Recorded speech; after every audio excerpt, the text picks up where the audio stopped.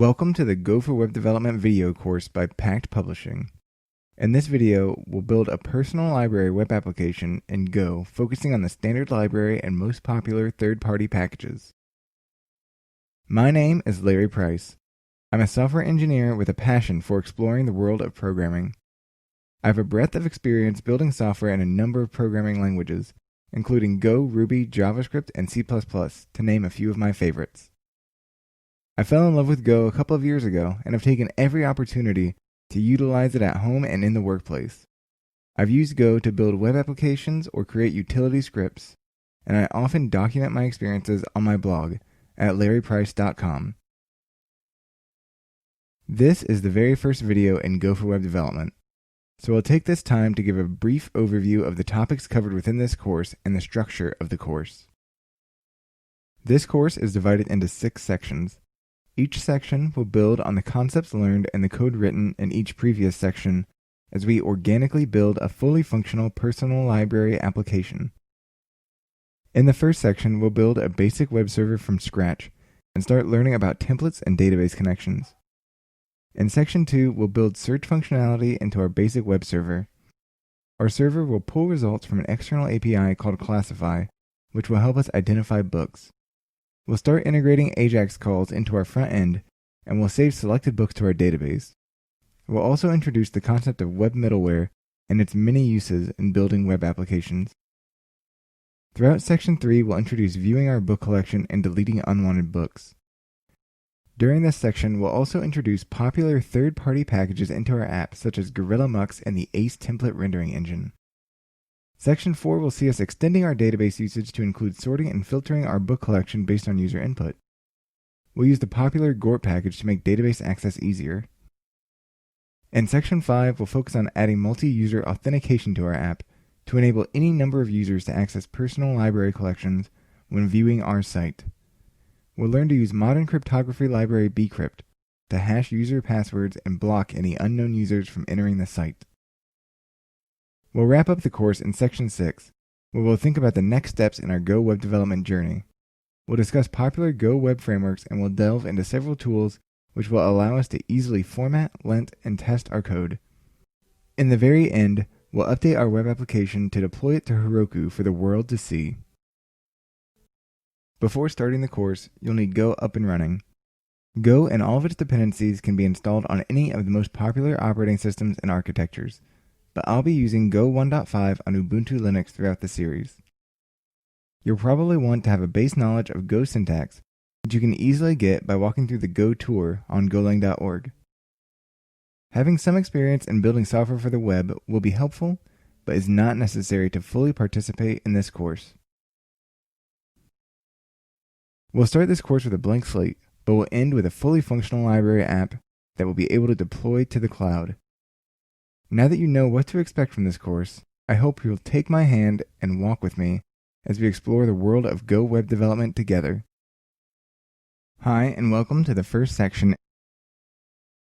Despite its age, the Go community is thriving, and there are many options for getting started developing a new web application in Go.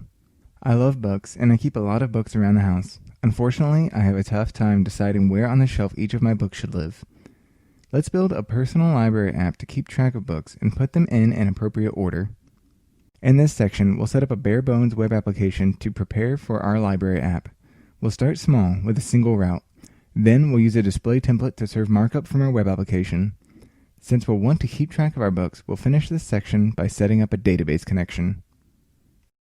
In this video, we'll start with a completely blank slate and we'll end with a simple but functional web server.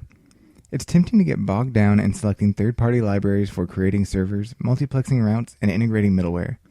For this video and this entire series, we will rely heavily on Go's standard library to avoid diving too deep into all the options. Let's hit the ground running. We'll start with a blank slate and put our main method in place. Then we'll use the standard library to create our first route. In the end, we'll be able to run our web application and see the results. Before we get too far, make sure you have Go installed on your computer. The Go website is full of good documentation for all major operating systems and will be a good resource in downloading and installing the right version of Go. In this video course, I'll be using Go 1.5 with Ubuntu. You should also make sure you have a good text editor. My current preference is Atom, and you'll see me use it throughout this series, but any editor with syntax highlighting will work. To get started, we'll need to write a main function.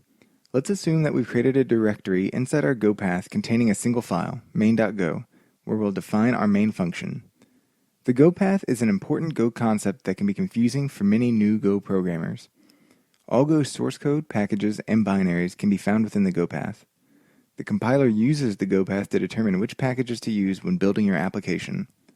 For more information on setting up and using the Go path, check out golang.org. All Go code must be contained within packages. A package is a logical grouping of code which can be referenced by name from another file. The file containing the main function for a standalone Go application must be in the main package. So at the top of main.go, we'll write package main to tell the compiler that this will be a standalone application. The main function in Go takes no parameters and has no return value. If we want to write to the command line, we'll need to use a package such as format or log. Packages can be referenced using the import syntax. Let's import the FMT library and print out a friendly message so we can verify everything works. When we build and run the main file, we see our message printed to the terminal. Now that we have a main function defined, we can create our web server. Go comes with a built-in web server and multiplexer. A web server listens for incoming requests and handles sending outgoing requests. A multiplexer, or MUX for short, routes incoming request paths to functions. To use these features, we start by importing the library from net.http at the top of our file. Go syntax allows using the import keyword multiple times, but common practice dictates we use a list to contain all of our imports. To use the default server MUX, we can use the standard library's handlefunc method. The handlefunc method from HTTP takes two arguments, a route match string and an appropriate function definition to handle the HTTP request. We'll start by defining the handler function for the root route @/. The handler func takes in the output response and the input request as parameters. For this simple case, we'll ignore the request. We'll use the FMT library we imported earlier to write our string to the response. fprintf takes our output stream, the response, and writes a string to that stream. We've defined a route handler, but the current code won't actually do anything interesting. We need to start the web server using the default MUX. We can find the listen and serve method in the HTTP library, which takes a TCP address and a MUX as input arguments. We'll use localhost :8080 as our address, as port 8080 is usually available for web development. We don't need to say localhost, as the HTTP library will infer an empty address to mean the local machine. We pass nil to listen and serve to tell the HTTP library to use the default MUX that we used to define our route handlers previously.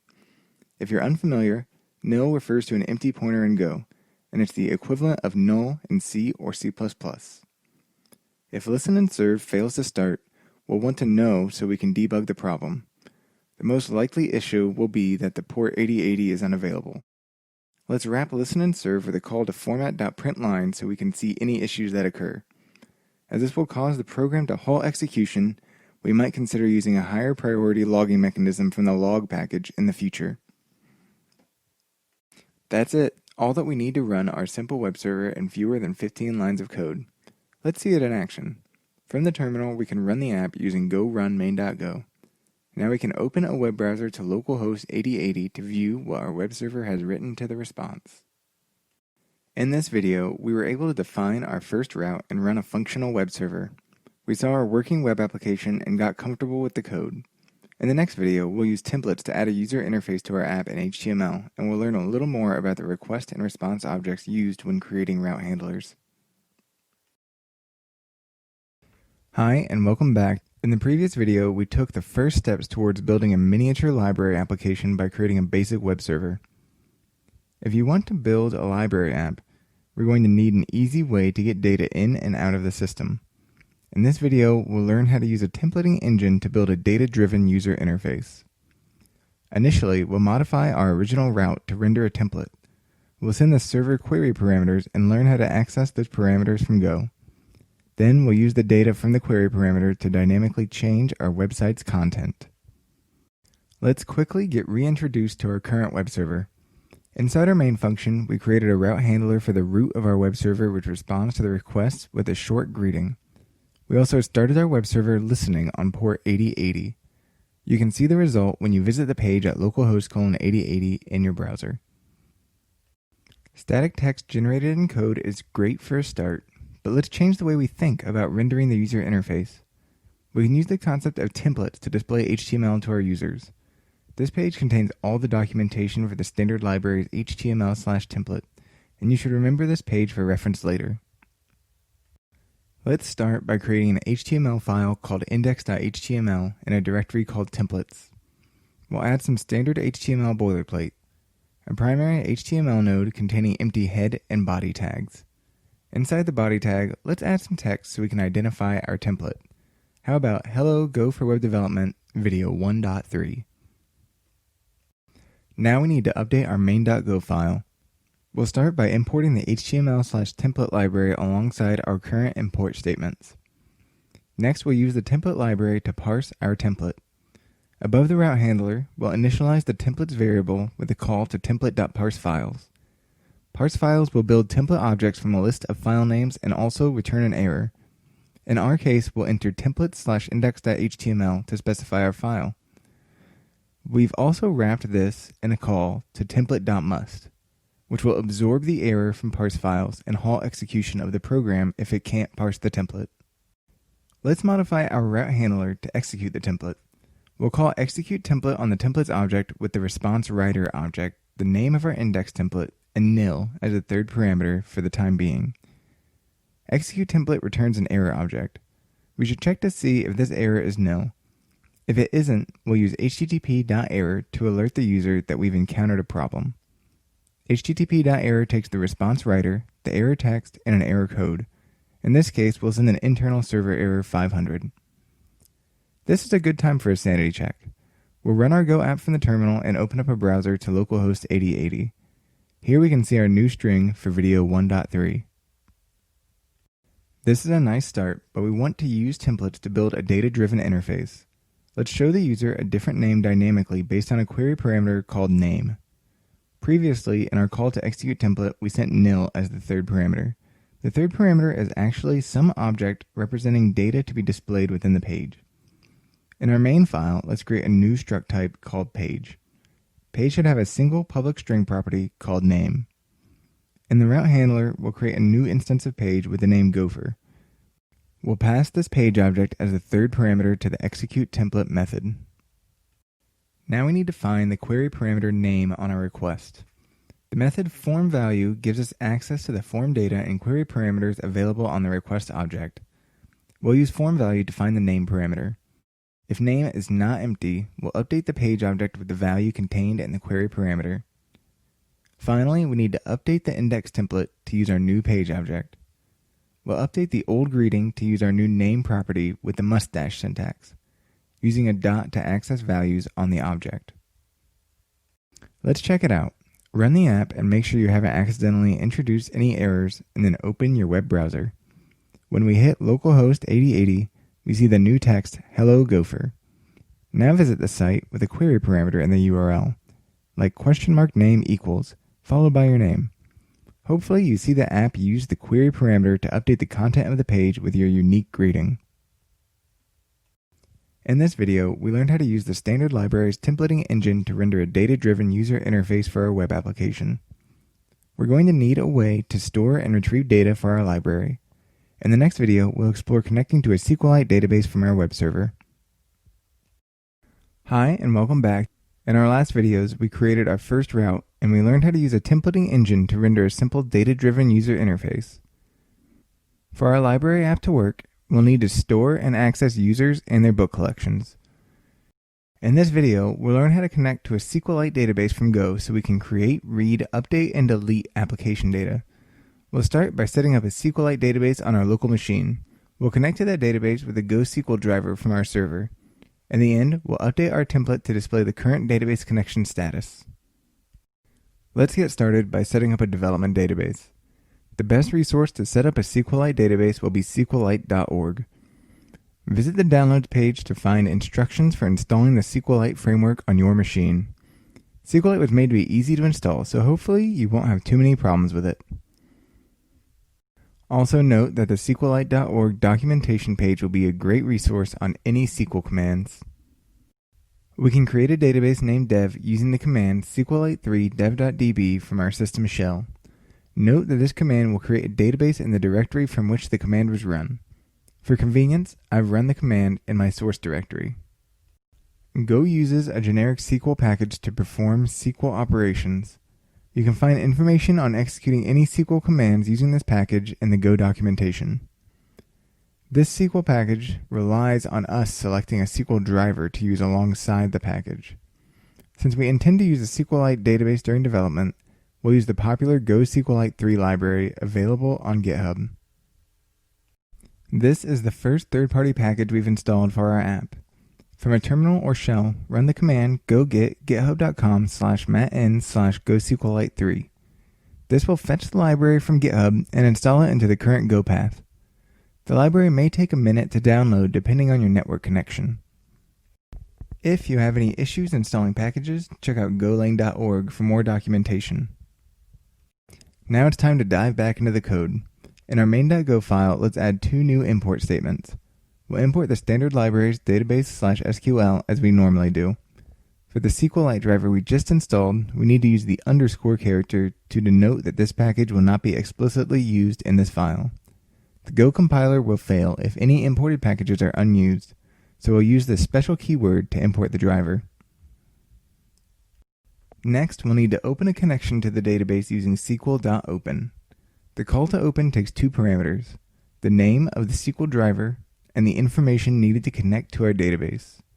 In this case, our driver is called SQLite3, and our database is simply dev.db.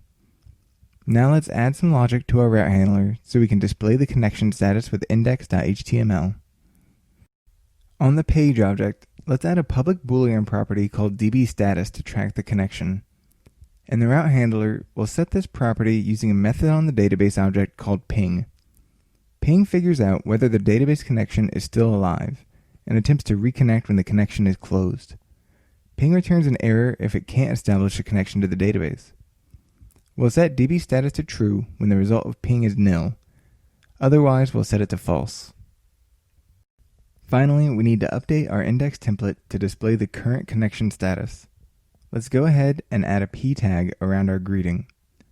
We'll use a conditional to check the current value of dbStatus. Note that when using conditionals in a template, you need to add an end mustache after the conditional. We'll show a happy message when true and a sad message when false. Let's check our work. Run the web server and open a browser to localhost 8080. Hopefully you're seeing a happy message that your database connection is alive. If you want to see the message for a dead database connection, you can add a call to db.close somewhere in your code. Here, I've added it to the end of the route, so I can see an alive connection the first time I hit the route, and a dead connection for all following requests. Just be sure to remove that line of code when you're done experimenting. In this video, we learned to make a SQLite connection from our Go web server. This brings us to the end of section 1 of Go for Web Development. In this section, we created a basic web server in Go, learned how to use a template engine to render a data-driven web page, and connected to a SQLite database from our server.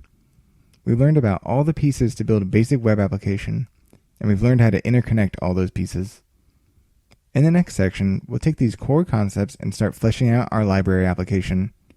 We'll build a more sophisticated UI, learn how to make web service calls from our server, and start storing library collections in the database. Hi, and welcome to Section 2, Collecting Books.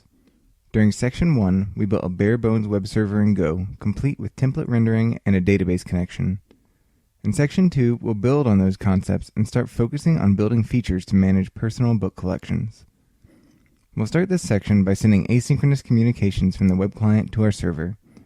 Next, we'll fetch real library data from an external web service. Then, we'll start creating personal libraries and storing them in the database. Finally, we'll end this section with an introduction to web middleware to refactor some of our common code. In this video, we'll start building a simple search UI using JavaScript to send requests to our web server. In the new world of the web, it's common practice to load a website and then use JavaScript to perform more actions based on user input. Our library application will be no different. To start, we're going to need to create a simple search UI in HTML. Then we'll use JavaScript to fetch data from our web server. Finally, we'll use the data from the server to update the page on the fly. Let's remember what we've already accomplished. We built a simple web server with a single route, which renders a template showing two strings, the status of the database connection and a greeting based on the name query parameter. By the end of this section, we'll have completely changed our UI to show search results and add new books to the library.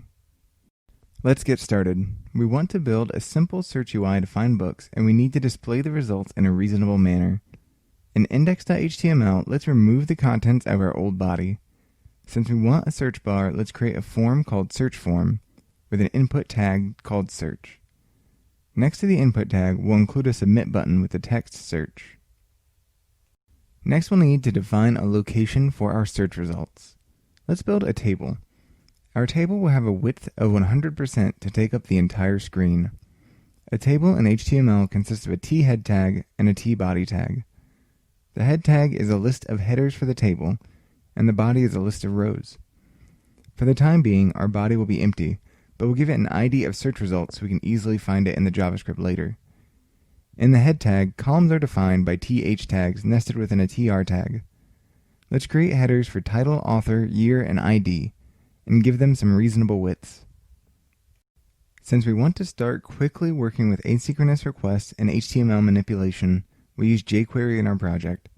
jQuery is a fast, small, feature-rich JavaScript library which will give us a simpler API to access browser functionality. In our template file, index.html, we'll add a script tag for jQuery. We'll use a known content delivery network, or CDN, to include jQuery so we don't have to keep a copy locally. This link references version 2.1.4. Add another script tag of type JavaScript below the jQuery script tag we just added. We're going to add a few lines of JavaScript to make a callback to our web server whenever the user clicks the search button. We'll create a new function called submit search. We'll use jQuery's AJAX to send a request back to our server. We'll make this a post request with the URL /search.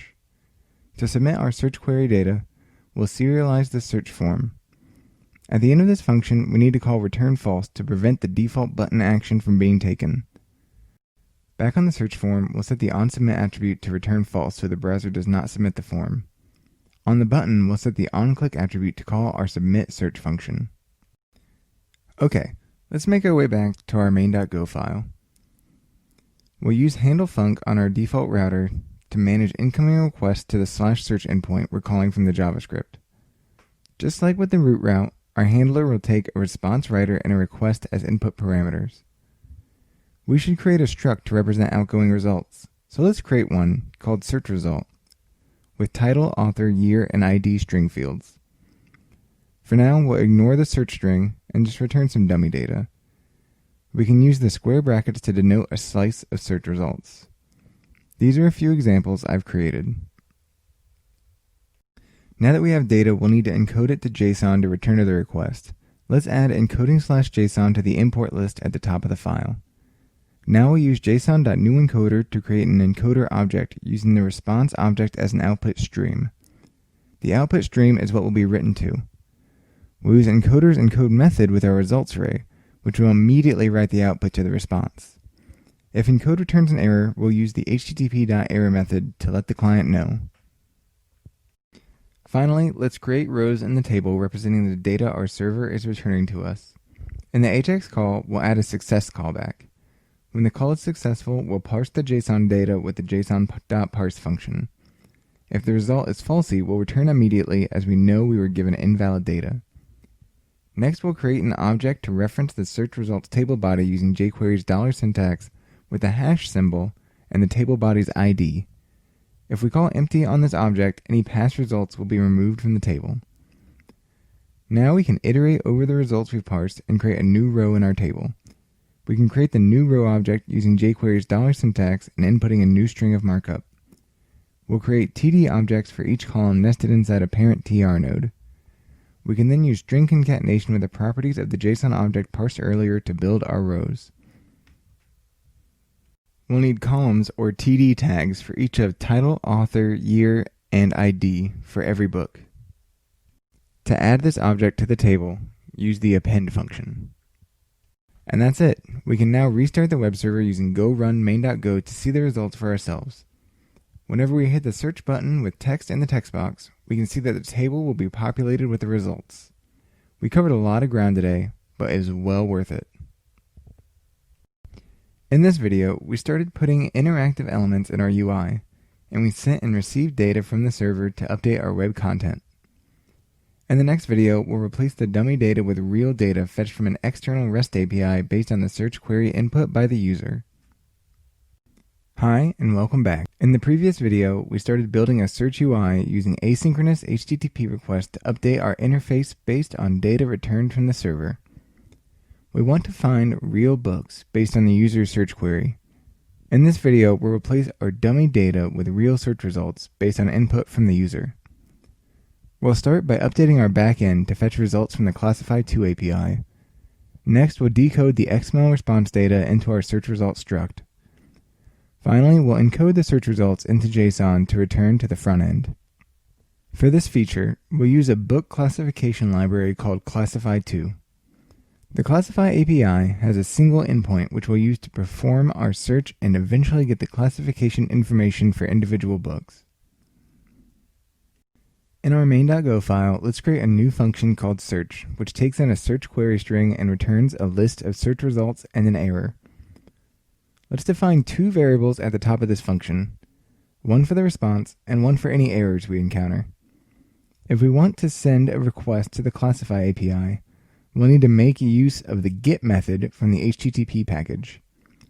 Get takes only a URL and returns a response and an error. We'll use the main Classify endpoint as our URL and request books where the title matches our query string. If the error returned from get is not nil, we'll return that error along with an empty slice of search results. When we add the search query to the end of our string, we need to make sure to encode the values for the HTTP request. Add net/URL to the list of import statements at the top of the file. Back in the search function, we'll use the query escape method to escape the input string. Escaping the query will help ensure we have a valid HTTP URL. In order to read the body of the response, we'll use ioutil.readAll to get the data from our response body, and we'll return an error if there is one. Since we want to make sure the body is closed when we're done, we also need to add a defer statement to close the response body at the end of this function. Okay, now we need to figure out what we need to parse from the response body. This is the format of the response the Classify API will return. In this case, we'll be looking at the works node, so we can display each individual work to the user. In our case, we're interested in the attributes for author, title, HYR, and OWI.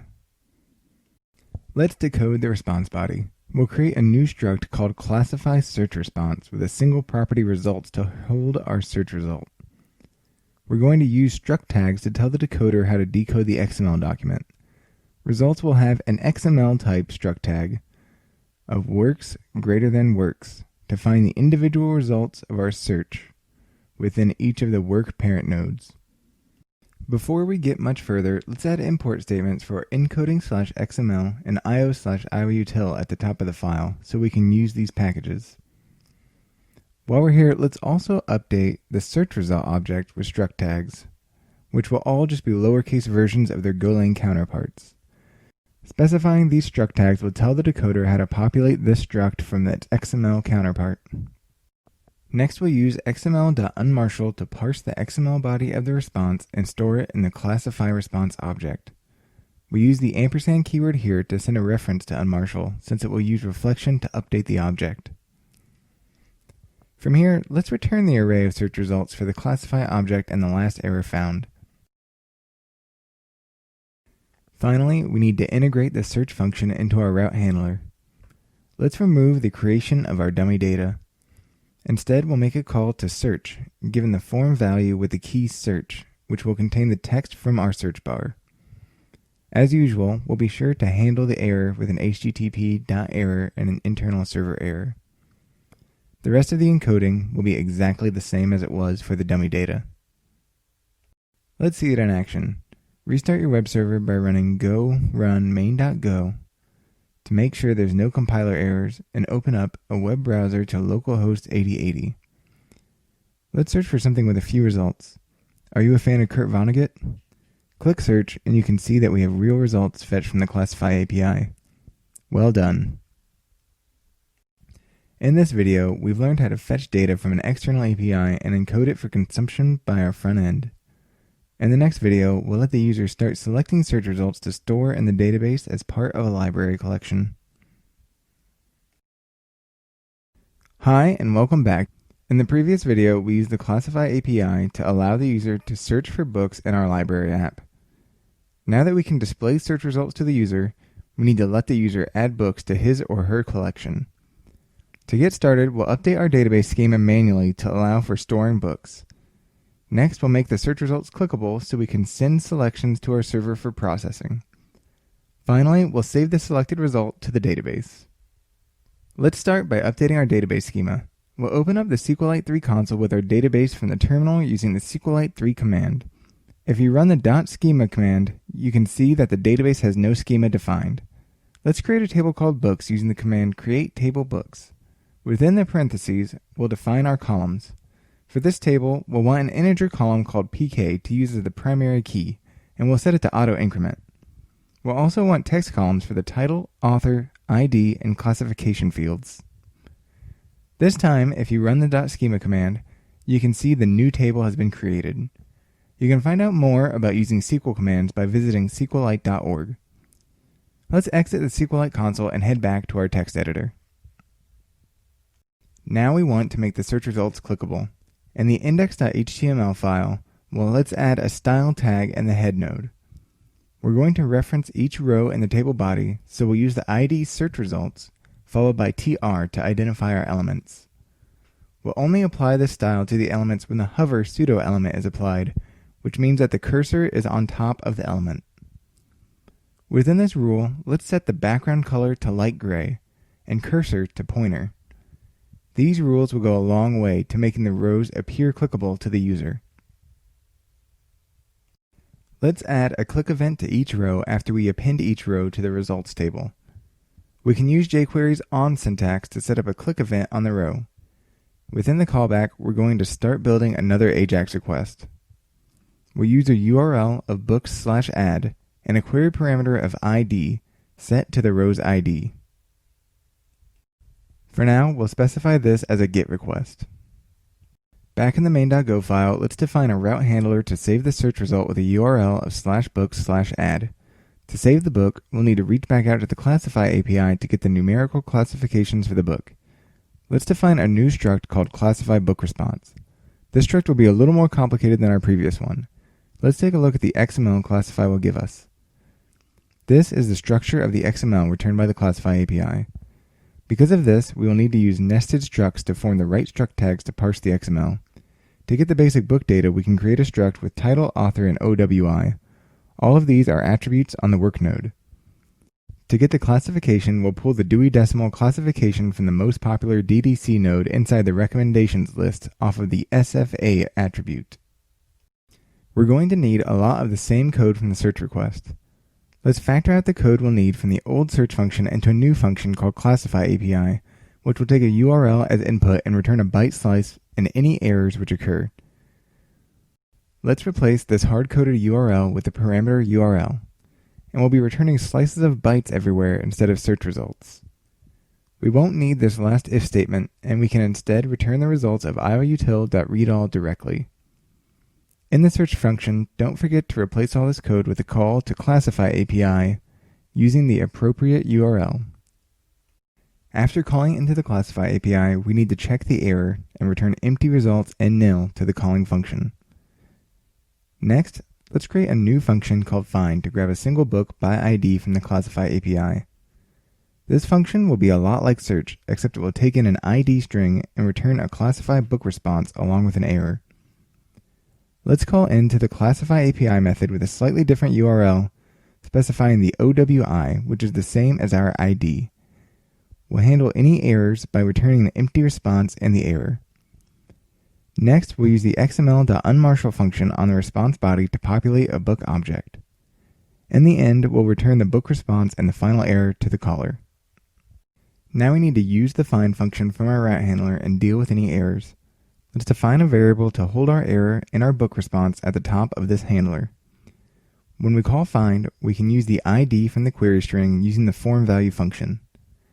If there was an error, let's call http.error to notify the user. Finally, it's time to store our book object to the database. Let's start by checking the result of db.ping to make sure the database connection is still valid. If the ping results in an error, we should throw another http.error. Next, let's use the exec command on the db object to execute a query. In this case, we're doing an insert into the books table.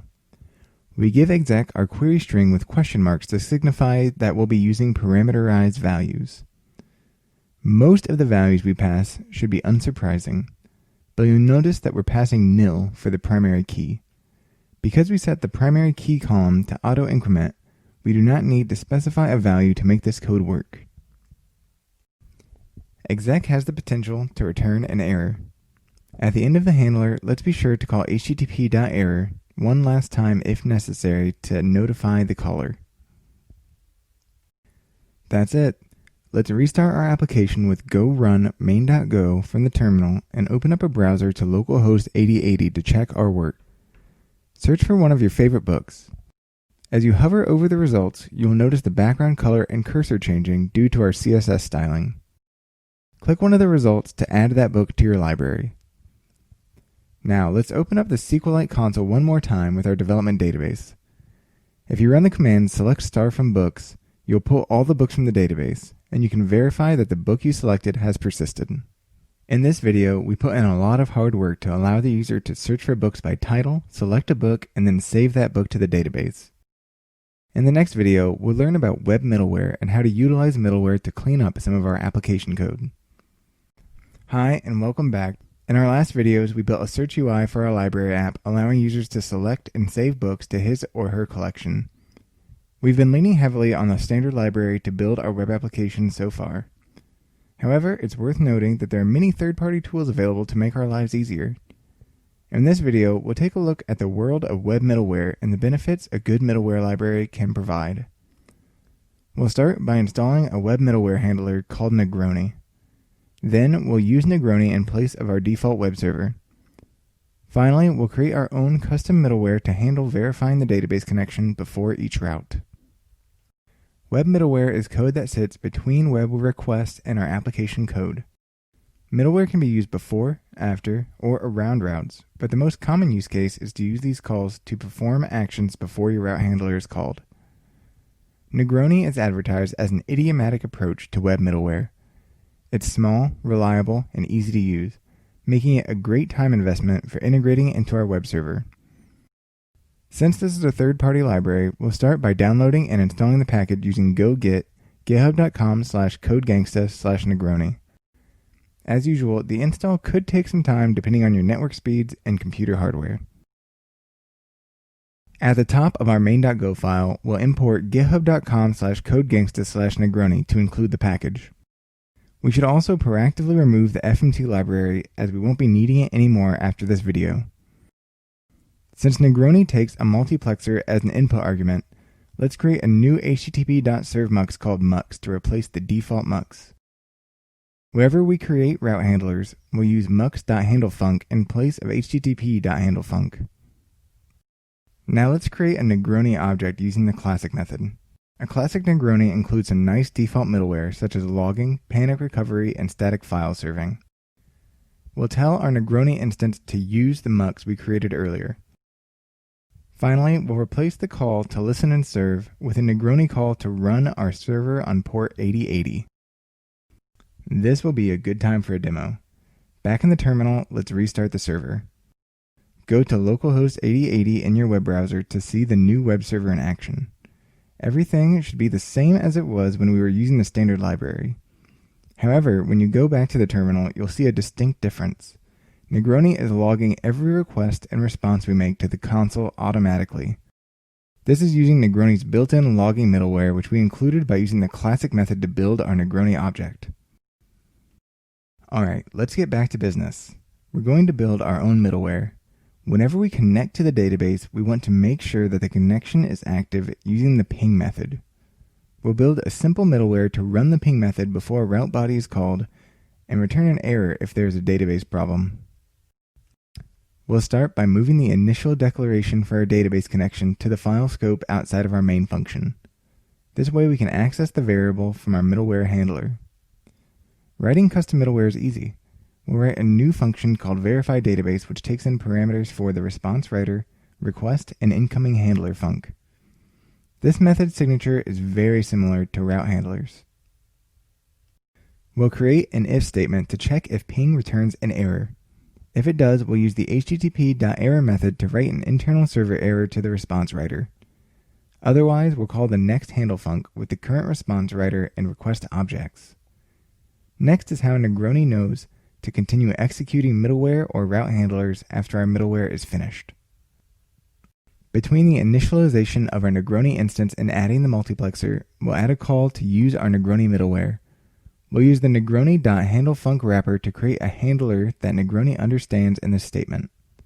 We'll add the middleware before the route handler so that our middleware will run first. We can also remove our check for a valid database in the books add route, as it is now redundant. Alright, let's verify everything works. Restart the web server using go run main.go and open your browser back up to localhost 8080. The page should load with no problems. However, you probably want to know what happens when an error occurs. In the middleware, let's add a call to db.close before the call to the next handler. Restart the web server and refresh the page to see the 500 error occur. It's not pretty, but it will be really helpful during development to know when exactly database issues happen. Be sure to remove the line to close the database and save your project. In this video, we learned the basics of web middleware and even created our own middleware functionality. This brings us to the end of section 2 of Go for Web Development. In this section, we started making asynchronous calls from our browser back to our server. Then we learned how to communicate with external APIs from the server. We also started storing data in the database based on user input. In the end, we use web middleware to clean up some of our server code. In the next section, we'll focus on improving our codebase via third-party libraries and managing our book collection with new UI elements. Hi and welcome to Section 3, Become the Librarian. During Section 2, we added book search and selection to our library app. In Section 3, we'll use that foundation to start displaying and managing our book collection while also taking care of our codebase. We'll start this section by replacing the default template rendering engine with a third-party library. Next, we'll update the UI to display our book collection. Then we'll add UI elements to delete books we no longer own. Finally, we'll integrate the popular Gorilla Mux library into our application. In this video, we'll take advantage of third-party libraries to make writing HTML easier. Creating an HTML file can start to feel very repetitive with raw HTML. If we replace the standard library's templating engine, we can use a markup language which is less verbose. To start, we'll choose a new template rendering engine. Then we'll replace the default HTTP template engine with our new third-party engine. Finally, we'll update our original template using our new syntax. Let's get started. If you look at the first route we wrote, you'll remember that we've been using the standard library's HTML template package to render a template. If we look at index.html, it's obvious that using the default template engine essentially means writing straight HTML code. Keeping track of all these angle brackets and ending nodes is cumbersome and will make it harder to upkeep our templates in the future. One of the more popular alternatives to the default template engine is ACE. ACE is inspired by Slim templates for Ruby and J templates for Node.js. This example on the homepage sums up the syntax for writing ACE templates. ACE is space sensitive and there are no angle brackets or closing tags to deal with. ACE makes writing HTML easier and declutters our template files. Since this is a third-party library, we'll use go-get github.com/yossi/ace to download and install the package. This may take a moment based on your computer hardware and network connection. Next, we'll need to update the main.go file to use ACE. Add github.com/yossi/ace to the import list at the top of this file. And while we're here, let's remove HTML/template. ACE works a little differently from HTML template. We no longer need this call to parse files. Instead, we'll use ace.load to load our template on demand in the route, given the file name, subtemplate, and a list of options. In this case, we'll use nil to use the default option. Each call to load stores the parse template in a cache for later use, which means that the template will only be parsed the first time the handler is called. We'll check for an error and return an internal server error if necessary. Instead of using this template execute method, we'll need to call execute on the template object we just created. Execute takes in the response writer and our page object as parameters.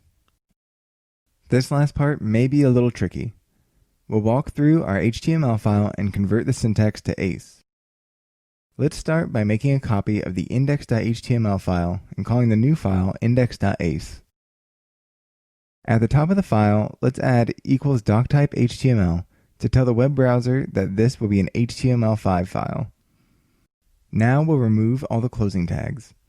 There aren't very many, but you're free to use a find and replace with a regular expression to do this if you want to avoid missing any by hand. Okay, good. Now we can lean on our text editor to find all left angle brackets and replace them with nothing. And we can do the same thing with all the right angle brackets. For the CSS we've embedded in the head tag, we'll replace the style node with equals CSS, which is shorthand to let the ACE parser know to expect raw CSS. We'll do something similar with the JavaScript code, replacing the script node with equals JavaScript. And that's it. Make sure to save your file and restart your web server. When we visit the page at localhost 8080, everything should look just like it did when we started. Although it may look the same, we know that we've made some major changes on the server side, and our lives will be a whole lot easier for it. Don't forget to delete the index.html file we're no longer using. Remember that the more UI you've created, the more difficult it will be to switch template engines in your project. Fortunately, our current codebase is small, so our transition was relatively painless. In this video, we found a new third-party library to make writing HTML better called ACE and integrated it within our application. In the next video, we'll create a new UI to start displaying our book collection. Hi and welcome. In the previous video, we replaced the default template engine with a third-party library ACE. Now we need to display a user's book collection in the UI. In this video, we'll update our website to find all the books in the database and render them in the template. We'll start by updating our page objects to include the selected books. Next, we'll modify our index template to show a table full of the books. Finally, we'll make a call to the database to get the correct results. Let's get to it. In our main.go file, we want to return a list of books to the index template. Let's create a new struct called book, which will represent our database object. A book should have an integer pk and strings for title, author, and classification. Our page struct has gone largely unused since section 1 of this series. Let's replace the name and DB status properties with a slice of book objects. In the root handler, we can now remove all of our old page initialization code. Update the property initializers to include an empty slice of books. Next, we'll write a SQL query to fetch all books from the database. We'll call query on the DB object with the string select pk, title, author, classification from books, in order to find all book rows in the database along with these 4 columns. We'll iterate over all the database books using the next function on the returned object. This for loop will halt when rows.next returns a nil object. We define a blank book object and use scan to populate the object with the correct row values. This order must match the order in which we are returning the columns in our database query. We use the ampersand character so scan can edit the properties in memory. Finally, we'll use the built-in append method to add the book to the end of the page object's book slice. Append returns a new slice with the book B appended to the end of p.books. In the modern web, many websites are designed as single-page applications. Instead of constantly bouncing between full browser page loads and URLs, an initial page load creates the main UI and then JavaScript is used to manipulate the page as necessary. Our library app can be a single-page app. We'll initially load the view library content for the user, but include buttons to switch between view and search modes. In our index.ace file, let's add 2 new buttons to the top of our page inside of a parent div. We'll give the div tag an ID of page switcher.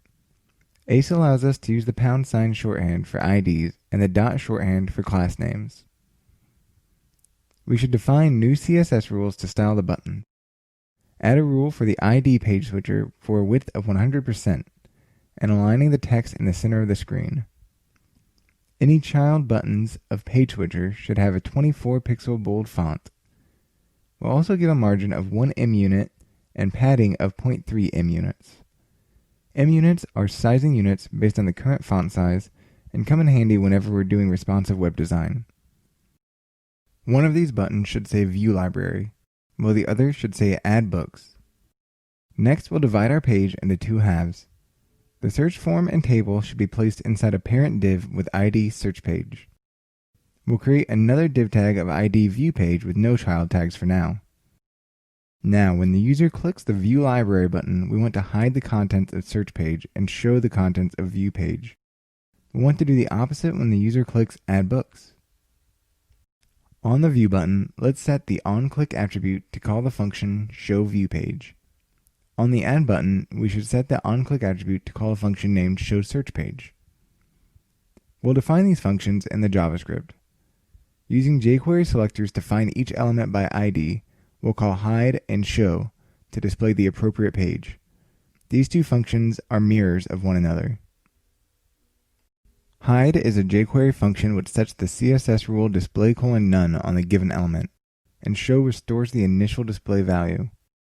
Since we want to start the user on the view page and match these function calls, let's add a CSS rule for search page to be hidden initially by setting the display attribute to none in our CSS. Now we can actually display our book collection. Let's start with a table similar to the search results table. We'll have columns for title, author, and classification, and we'll give the body an ID of view results. We'll use our template engine to render any initial books the library contains. We'll use the mustache syntax alongside the range function to iterate over the booked property of our page object. Within the loop, we need to define a row with a TR tag and then child cells with the TD tag. Let's create cells for the title, author, and classification properties. Don't forget to end the range loop with an end keyword. When a user adds a book to the library, we need the view page to update in real time. Let's add a success callback to the Add Books AJAX call. Our success callback will attempt to parse the incoming JSON object to access a book result. If the parse fails, we'll return immediately. We'll create a new row using jQuery by concatenating a string of raw HTML with our book's properties and passing the new book to append to the view results table. In our main.go file, we need to update the end result of adding a book. When we call db.exec, we'll create a variable to get the result of the statement. From this result, we can call the method lastInsertID, which will give us the primary key of the last object inserted during the executed statement as an int64. Now we'll create a new book object with the last inserted ID, which will cast to a standard int, and the title, author, and classification information from the previous response. Finally, we'll need to encode the book object to JSON and send it along to the response, throwing an error if anything went wrong. Okay, let's restart our web server and check the results. On first page load, you'll see all the books that you've already added. If you switch over to the Add Books tab, you'll see our search UI. Search for something and add it to the library and switch back over to View. You'll see that our new result has been added to the table. If you refresh the page, you'll see that the book has persisted. In this video, we learned how to read from the database and send database results to the template engine. In the next video, we'll do more work with the book display and database objects by adding a remove feature to our library app. Hi, and welcome back. In the previous video, we fetched all the books from the database and displayed them to the user. Now we want to add more options to maintain our library. In this video, we'll add a removal function to our book display. To get started, we'll add a column to the display table for deleting unwanted books. Next, we'll create a route to look up and delete the selected book from the database. Finally, we'll update the user interface if the book was successfully removed. The four base database operations are create, read, update, and delete, known collectively as CRUD. So far, we've created rows of books and read them to display to the user. Now, we need to implement delete. In our index.h template file, let's add a new column to the view results table. Although we'll define a th node, we don't need to give it a name. we'll add a new TD tag with a button inside of it when we iterate over the results. The button should have a value of delete. We'll set the onClick property to a new function called deleteBook with a single argument, which will be the PK of the book. We should add a little style to our delete button so our users know that it's a dangerous click. Give the button a class of delete-btn using the dot shorthand. In our CSS, we'll define a new rule for delete button with a white font color, a red background, a slightly different shade of red for the border color, and a border radius of 8 pixels. The border radius will give a little curvature to our button. Since we want our user to see where they are clicking, we should add a CSS rule for hovering over the current row in the view table. Since we already do this for our search results, we'll add #viewResults_tr to the rule definition for #search_results here at the top of the CSS. We need a method of identifying the rows to be deleted. In the tr tag of each view result, we'll add an ID based on the PK value. Let's not forget about books that were added during this browser session. In our add book logic, when we create the new table row, let's add a new column to this definition, which matches our template-generated columns. Be careful here with your quotes. Also, don't forget to update the ID tag of the generated row based on the ID we created above. The deleteBook method needs to call back to the server using AJAX.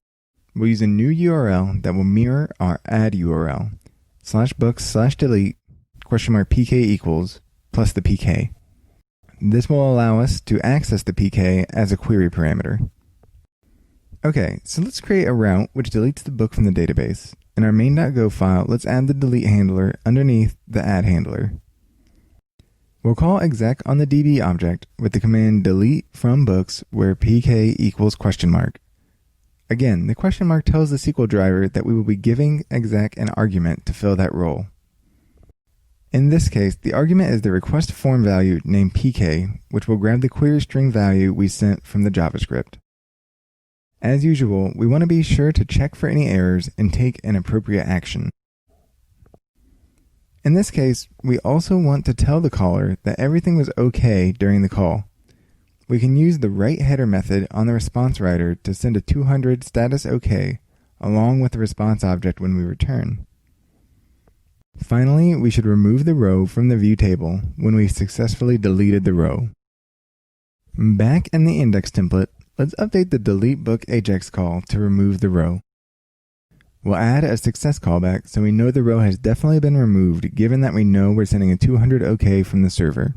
To remove the row, we'll create a jQuery object based on the PK used to run the delete function. We'll use jQuery's remove function to actually remove the markup from the page. That's it. Restart your web server and run the application. Add a few books to your library collection and switch over to the view page. Click any of the deletes and watch the books be deleted. You can even click refresh to verify that you pulled from the database fresh. In this video, we added the D and CRUD to our application by allowing the user to delete any books which are no longer wanted. In the next video, we'll integrate the popular Gorilla Mux router into our application to make building route handlers a little easier. Hi and welcome. In our last videos, we added features for displaying and removing books from our library. As we've been adding more functionality to our web application, building route handlers has become cumbersome. There are many available HTTP routers in the Go ecosystem. In this video, we'll take one of the most popular and most powerful third-party routers and integrate it into our application. We'll start by installing an HTTP router called Gorilla Mux. Then we'll replace our usage of the built-in ServMux with Gorilla Mux. Finally, we'll use some of Gorilla Mux's features to improve our add and delete book routes. We've been using the default ServMux from the standard library to do all of our HTTP routing. It works well, but there are many options available which provide faster routing and more features. This is a short list of some of the most popular routers available. Gorilla Mux is one of the most full-featured third-party routers available and is also one of the most popular routers. Let's integrate Gorilla Mux into our library app. In our terminal or console, we'll use go get github.com/gorilla/mux, download and install the package. Based on your hardware and network speed, this may take a moment. In our main.go file, start by adding a line to the import list for github.com/gorilla/mux. Since the package name mux will conflict with one of our variable names, we can set the reference name of this package to gmux. Currently, we're making a call to http.newServeMux at the top of the main function. We can replace this line with a call to gmux.newRouter to use the GorillaMux instead. At this point, we've already successfully integrated GorillaMux into our web server. Let's utilize a couple of the niceties included with GorillaMux. We can append each of our route handlers with a call to methods. This will only route the request to this handler given the correct HTTP method. / uses the get method. /search uses a post method. Currently, book/add is using a get method. When adding entries in a web server, it's common to use a put method. Let's use a put method here with the intent of changing it in the JavaScript later. For the /book/delete method, we have a similar situation. Let's anticipate a delete method being used here instead. With the HTTP method specified, let's update our delete and add handlers to both use the simplified /books URL. On the delete route, we'll use /books with a name parameter.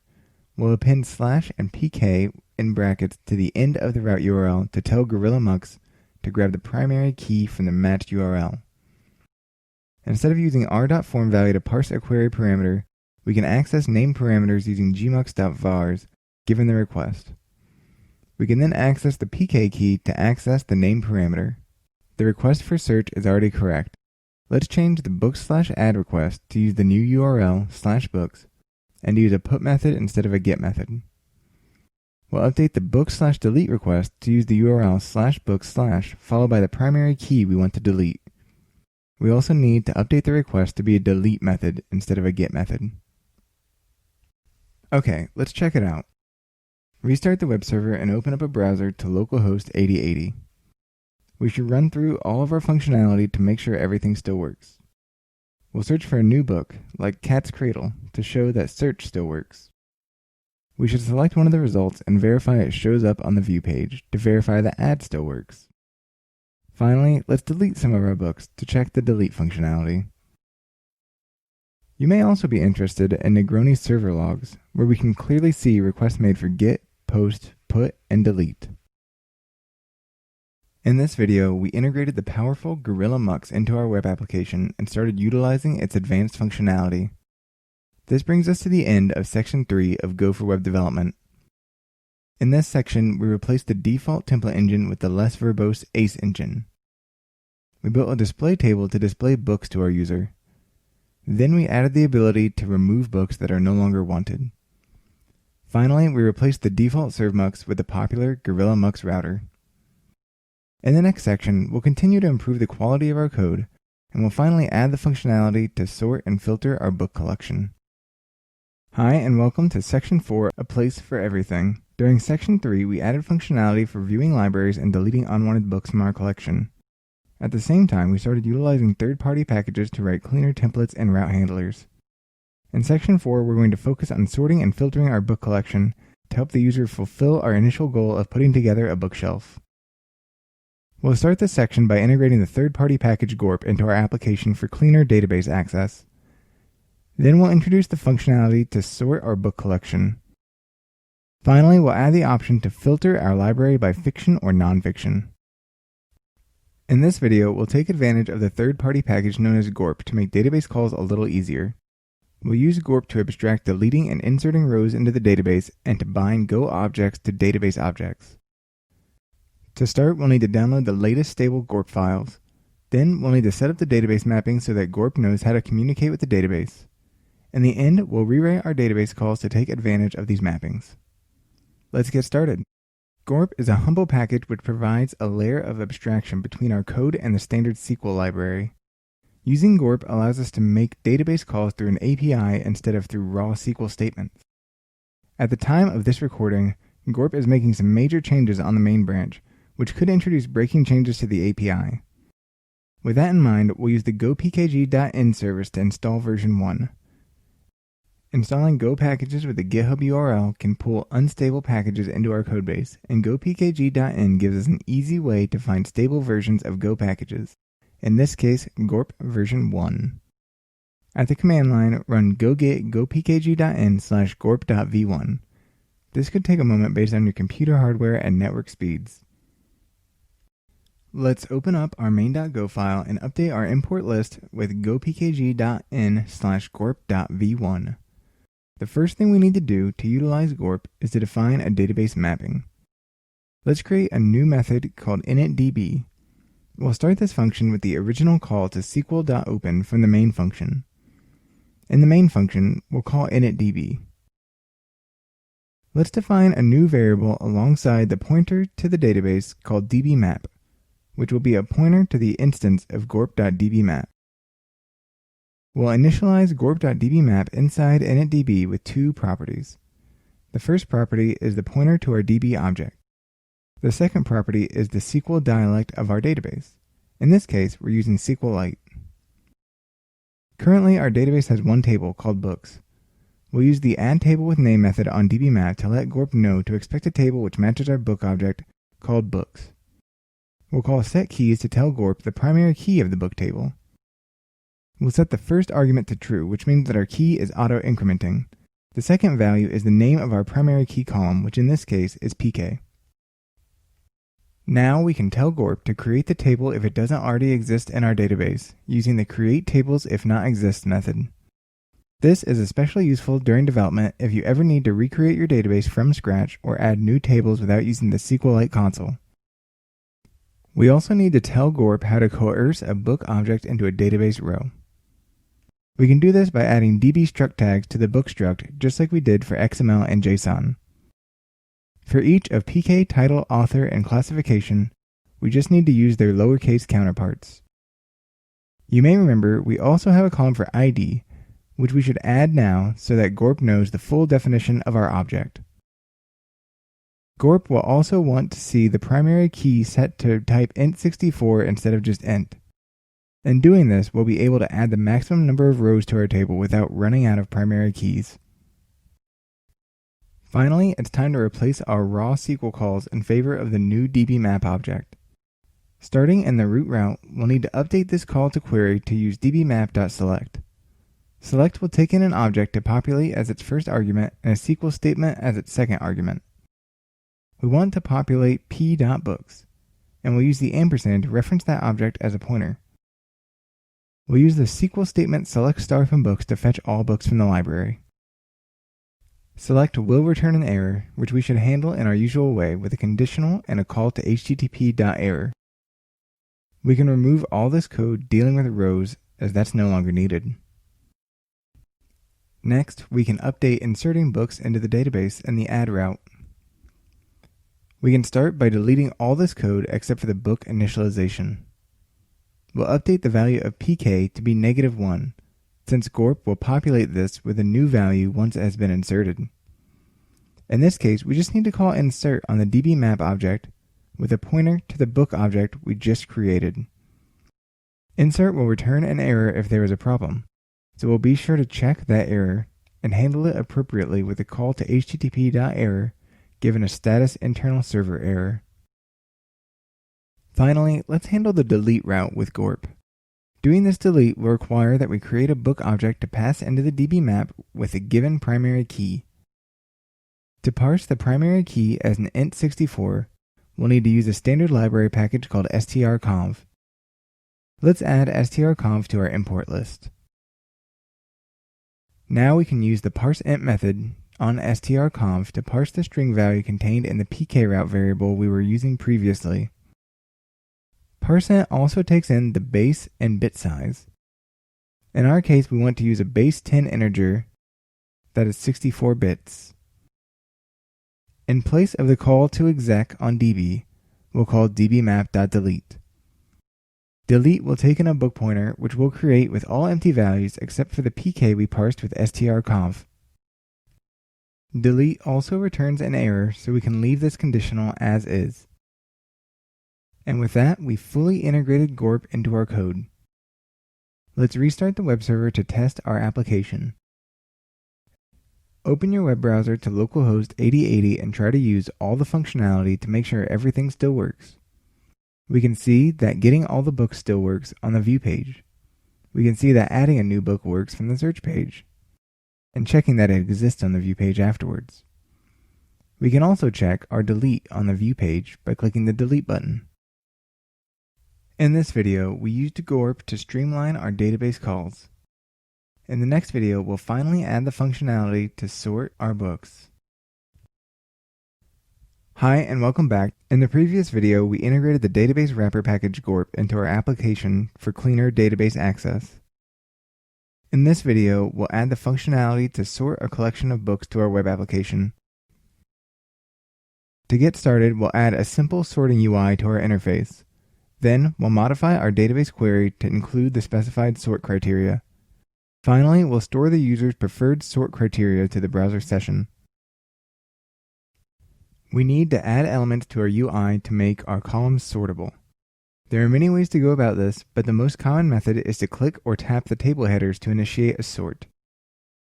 Let's open our index template and make the table headers clickable. We can start by adding a new CSS rule alongside the hover rules for table rows. We'll apply this rule to any TH node under the table with ID view page on hover. Now we'll see the pointing hand and a darkened background color when the user hovers over any of our headers. When a user clicks a column header, we'll ask the server to sort the books for us. Let's create a new function called sortBooks, which takes in a column name. SortBooks will make an AJAX request with the get method. We'll need to write a new get route, which we can call /books. We'll also pass a query parameter to the new route called sortBy with the value of column name. We know that on successful sort, we'll need to update the books table, so we'll add a success callback. In the success callback, we'll use JSON.parseData on the return value to get our sorted books as a usable object. If the JSON object is null or empty, we'll return immediately. Once we know we have valid data, we'll use the selector #viewResults to get a jQuery object for the table body. Use the empty method to clear the contents of the table. We can use the forEach function to iterate over each of the returned books. For each book, we want to append a row to our table. You may recall that we've already written code to append a book to the view table whenever a book is added. Let's create a new function called appendBook and move this line of code to that function. Make sure to call the new function whenever a book is added to the collection. Now we can pass each element of our forEach loop into the appendBook method. With our books populated on sort, we now need to set up the column headers to call the sortBooks function whenever they are clicked. Let's set the onClick attribute of each column to call the sortBooks method with the correct column name and single quotes for the title, author, and classification columns. Next, we'll need to modify the Go code to create the route to fetch sorted books. In the main.go file, let's go to the main function. We'll create a new route handler called /books, and we'll also call the GorillaMux methods function with the get method, so we don't overwrite our add route handler. In this function, we'll need to do a modified select from the database. We'll create an array of book objects B to store our books. We'll use dbmap.select to make a generic SQL call. We'll give select a pointer to our book array and a statement starting with select star from books. We know we pass in a query parameter for sortBy, which we want to use to form our query. When building database calls with user input, we have to be wary of possible SQL injection attacks. Let's verify that the form value contained good data before continuing. We'll create a new variable, column name, from r.formValue of sortBy, and we'll compare this value against title, author, and classification, which are known good values. If the value is bad, we'll use http.error to return an http bad request, which will return a 400, letting the client know the user entered bad data. We'll adjust the select statement by appending order by and then concatenating the known good column name. Since select could return an error, we should check for the error and return an internal server error if necessary. In order to send the sorted books back to the client, we'll use JSON to encode the data. Let's call json.newEncoder with our response writer and then call the encode method with our book array. This is another area where we could see an error, so we should check for errors before finishing this function. Finally, what should happen when a user sorts a book collection and then refreshes the page? We can save the user's sort preference and pre-sort the books on initial load. To do this, we'll want a good, simple session store. Since we're using Negroni, the fastest option to get up and running is Negroni Sessions. Other options include Gorilla Sessions or rolling your own session management with the standard library's cookie package. Negroni Sessions is simple and gives us easy session encryption, so we'll stick with it for this series. From the command line, run go git github.com/go-incremental/Negroni Sessions. This could take a moment based on your hardware and network speeds. In the import list, let's include both Negroni Sessions and Negroni Sessions Cookie Store. Since this cookie store is middleware, we'll be adding a new line to our middleware definition.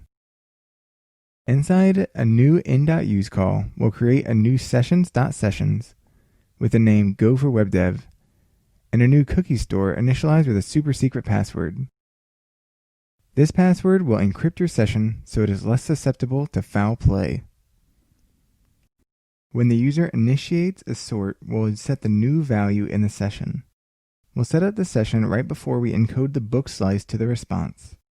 We'll use sessions.getSession given our request R to get the session for this request. Then we'll use set with a key of sort by and a value of the column name. If we want to pre-sort this data, we should extract the code we used in the initial sorting route to a function called getBookCollection. GetBookCollection should take a pointer to a book slice, a sort column name, and a response writer. We'll also return a boolean indicating whether or not the fetch was successful. Let's start by copying the column name validation. Let's rename these variable references. We'll also be a little less strict on bad input. If the user gives us an invalid column name, let's set the sort column to PK by default and continue the function. Next, copy the database call. Instead of a reference to B, we just need to pass books. We also need to use sort call instead of column name. From the error conditional, we'll return false to signify that we were not successful. At the end of the function, we'll return true to say we were successful. Now we'll delete most of the code except for the encoding in the sort books handler. We'll declare a slice of books B, and then we'll call getBookCollection with a reference to B, the sort query parameter, and a response writer. If the function returns false, we'll return immediately. Now we can take a look at the root route. Let's define a new string called sortCall. We'll fetch the sort by value from the session and check it for nil. If the value is not nil, we'll use a type assertion to convert the result to a string and set sortCall to that string.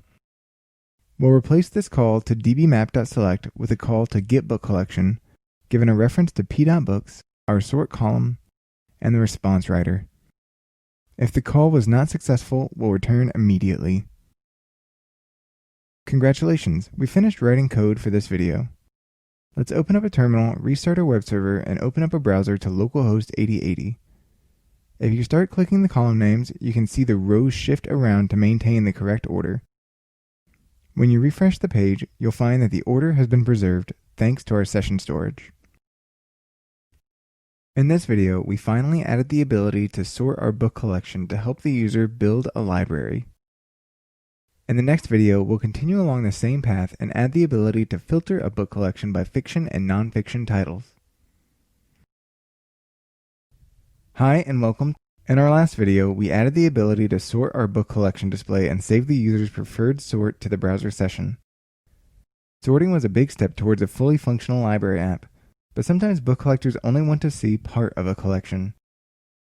In this video, we'll add the ability to filter a book collection by fiction or non-fiction. We'll start by adding a drop-down to the View Books page to filter by fiction or non-fiction. Then we'll update our calls to the database to filter by certain classification values. Finally, we'll save the user's preferred filter setting to the session to pre-filter the collection on page load. Let's get started. We need to build an interface to allow the user to filter books based on whether the title is fiction or non-fiction. The simplest solution is to add a drop-down menu with 3 items: all books, fiction, and non-fiction. We'll start by opening the index.ace template and find the View Results table. Above the table, let's create a new form with an ID of Filter View Results. We want our dropdown to be out of the way of normal content, so we'll add the float::right style to keep the dropdown positioned to the right side of our screen. Within the form, we'll define a select tag as our dropdown menu. We'll give the select tag a name of filter. We want our dropdown to be visible but not gaudy, so let's define a few style attributes. We'll make the font size 18 pixels to make the text larger, and we'll set the min width of the dropdown to 10 em units to make the menu a little longer. Within the select tag, we have our three options: all books, fiction, and nonfiction. We need to define matching values on each option node, which we can send to the server in a moment. Whenever a user changes the value of the dropdown, we want to fetch new results from the server. Let's set the onChange property of the select node to call a function called filterViewResults in the JavaScript. Let's define this function at the top of our JavaScript section. Similar to the sortBooks function, we'll make an AJAX call to send a GET request to the /books route. This time, instead of a query parameter, we can send the form data directly in the request. We'll define a data attribute on the AJAX request. We'll use jQuery to find the filterViewResults form by ID and call the serialize method. Now we also need to define the success method. Our success method will be identical to the sortBookSuccess method, so let's extract that code to a function called rebuildBookCollection, which will take in the result string. Now we can reset both of these success callbacks to call rebuildBookCollection. Let's return to our main.go file to implement filtering. Here's the definition for the sort handler. Let's update this route matcher to only use this handler when a valid sort by query parameter is present. We can use the queries method from GorillaMux to define the required query parameters. In this case, just sort by. We'll also add a simple regular expression to make sure these values are always valid. In this case, it looks like a set of curly braces with sort by : title, pipe author, pipe classification. Now we can write a separate handler for the filter method. Let's start by copying and pasting the sort handler. This route will be distinct because it will require a query parameter named filter, with values matching either all or fiction or nonfiction. Instead of sending the sort by form value to getBookCollection, we'll need to pull the default value from the session. We've already written this code and used it in the root route. Let's extract that code into a method called getStringFromSession, which takes in the request and the key to fetch, returning a string. We can rename the internal variables to strval and val as more generic names, and replace the sort by string with our key parameter. First, we'll call this getStringFromSession in our root route. Then we can do the same in our filter route. How do we know if a book is fiction or nonfiction? Our library will use the Dewey Decimal Classification System to determine the class of each book. Fiction encompasses the literature class, which lies between the numbers 800 and 900. We'll consider everything else nonfiction. Now we're going to need to update getBookCollection to pay attention to our new filter, so let's add an input parameter called filterByClass after the sort call. Let's create a new string called where. If filterByClass is fiction, we'll set the value of where to where classification between 800 and 900, with a space in front of the string. If filterByClass is nonfiction, we'll set where to the inverse clause by adding a not before between. Because our route was called with known good SQL parameters, we have a much smaller chance of SQL injection attacks from unknown inputs, so we can also update this check of sort call to only check for an empty string. Let's include the where clause in our SQL statement by concatenating it in the middle of the string literal in the select call. Back in our filter route, we need to pass the filter value from the request form into the getBookCollection method. Finally, we'll store the user's preferred filter method in the browser session so we can pre-filter on refresh. In the filter handler, let's update this call to set on the current session to set the filter value to our current form value. Now we can update the sort and root route handlers to use the session value for filter when fetching the book collection. We can even use our new getStringFromSession method with the filter key. When the user first visits the page and sees the filter data, we need to ensure that the drop-down menu has the default option pre-selected. Let's add a property to our page object called filter. In our root route, we'll set this value on the page object to the value from the session using the getStringFromSession method. In the index.ace template, let's add a small amount of code to the top of the JavaScript section. We'll use jQuery's document.ready to run this code as soon as the initial DOM has loaded. Within this function, we'll create a jQuery object for one of the option tags within the filter view results form. In this case, we want to match the value attribute to the current filter from our page object. Next, we want to call the prop method on the option tag and set the selected property to true. And that's it for filtering. Let's restart the web server with go run main.go and open a web browser to localhost 8080 to see our handiwork in action. We can see that sorting still works when we click on the headers. We can also switch between fiction, nonfiction, and all books to continue to sort the columns with our filtered collection. When we refresh the page, everything is just how we left it. In this video, we added the ability to filter our book collection by fiction or nonfiction, and we saved the user's filter preference to the browser session. This brings us to the end of section 4. In this section, we integrated the GORP SQL wrapper into our application for cleaner database access. We also added the ability to sort book collections by title, author, and classification. Finally, we implemented filtering to allow the user to view only fiction or nonfiction books. In the next section, we'll extend and secure our library application by adding users and authentication. Hi, and welcome to Section 5, Different Folks, Different Libraries. During Section 4, we integrated a third-party database wrapper into our server and we built database calls to sort and filter our book collection. In Section 5, we're going to start thinking about a multiple user system, including individual book collections and authentication. We'll start this section by creating the UI elements necessary for a user to authenticate with our application. Next, we'll utilize a modern cryptography library to securely create and store users in our database. We'll verify the user's identity by writing a custom middleware to check a session variable. Finally, we'll update the database to allow each user to maintain an independent library. In this video, we'll design and build a new page for our application to manage authentication of existing users and registration of new users. We'll start by building a template for registration and login. Next, we'll work on the route handler to show the user the login page. Finally, we'll build a handler to forward users to the main page on a successful login. Let's get to it. So far, we've designed our application to exist entirely in a single web page. For login and registration, we'll want to create a new web page separate from the main content. Let's create a new file called login.ace within our templates directory. We'll start by adding a little bit of boilerplate here to include the HTML5 doc type as well as basic HTML, head, and body nodes. Inside the body, let's create a form element with ID login form. This form will contain a new row for the username field, the password field, and login buttons. We'll create these rows with div tags. Inside the first div tag, let's create a label with text username. After the username label, we'll create an input element of type email and a name username. The email type input will do client-side validation that the user has entered a valid email address. We'll set the required property on this field to verify that it has value.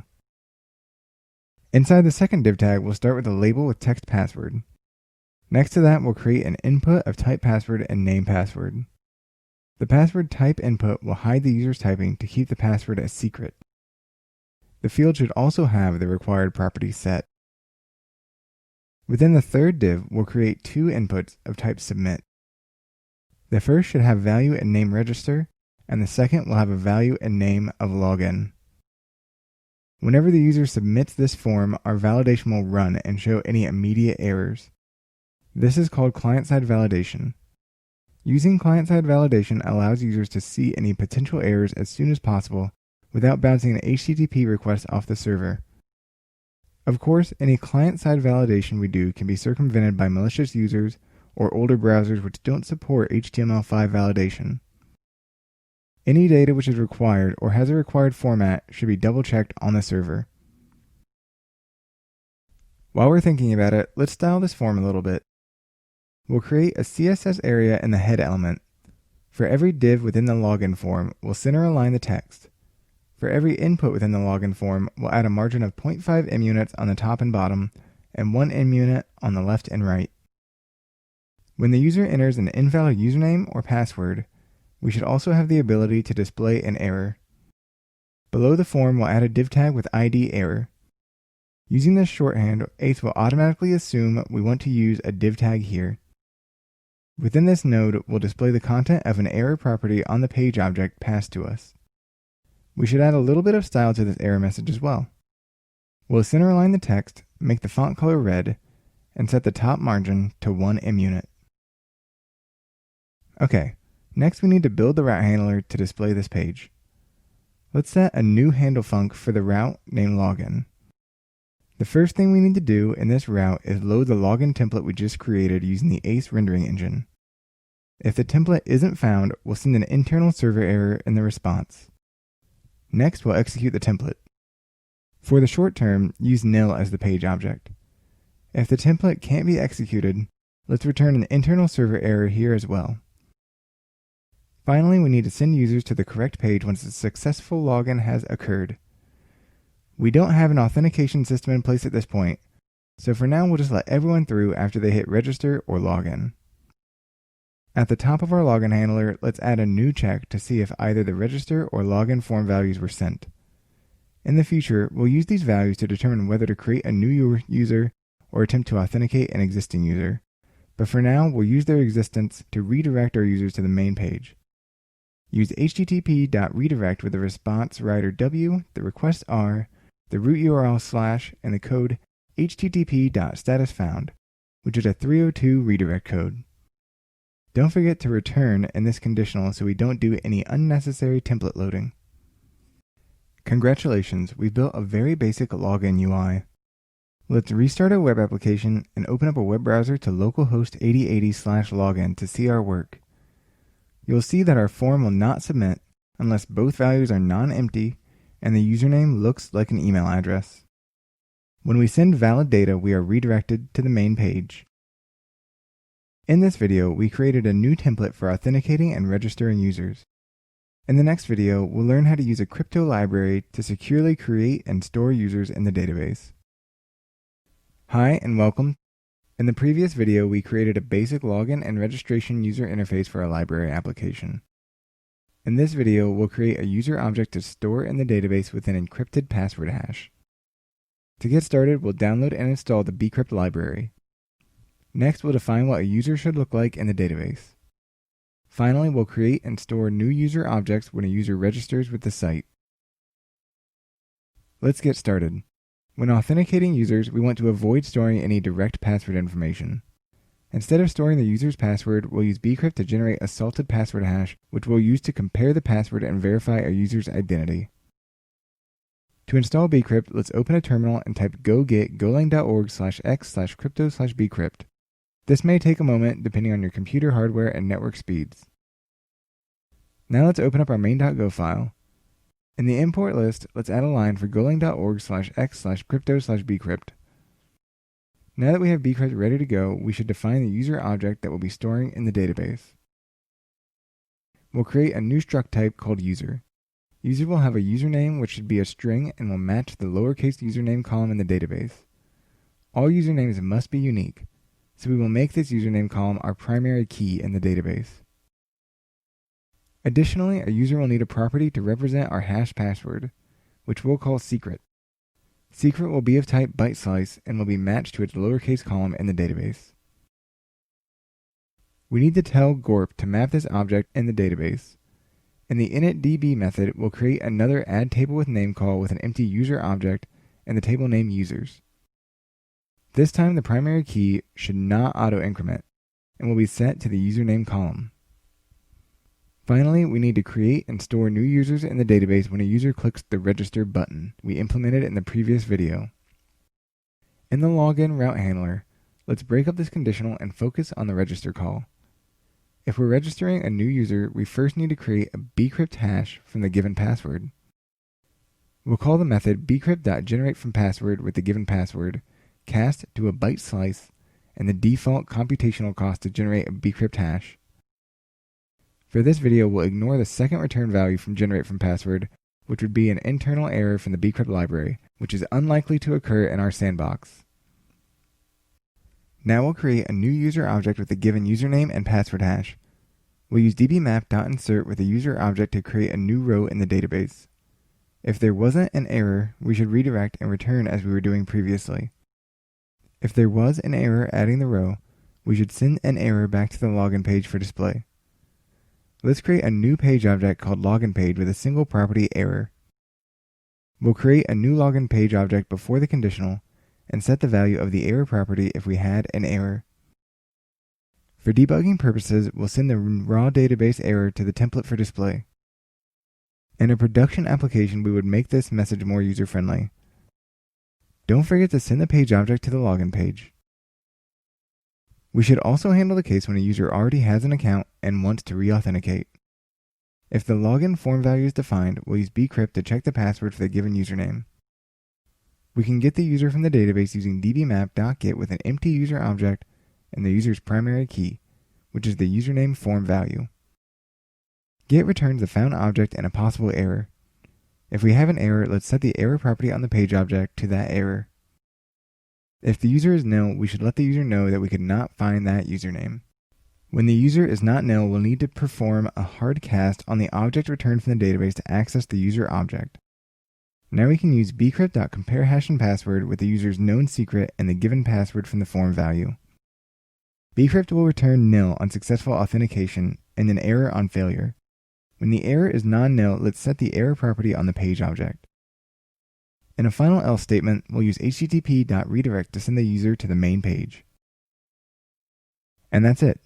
You've just created an authentication mechanism within the application with secure password hashes. Let's use go run main.go to restart a web server and open up a browser to localhost :8080/login. Enter a username and password and use the register button and you should be redirected to the main page.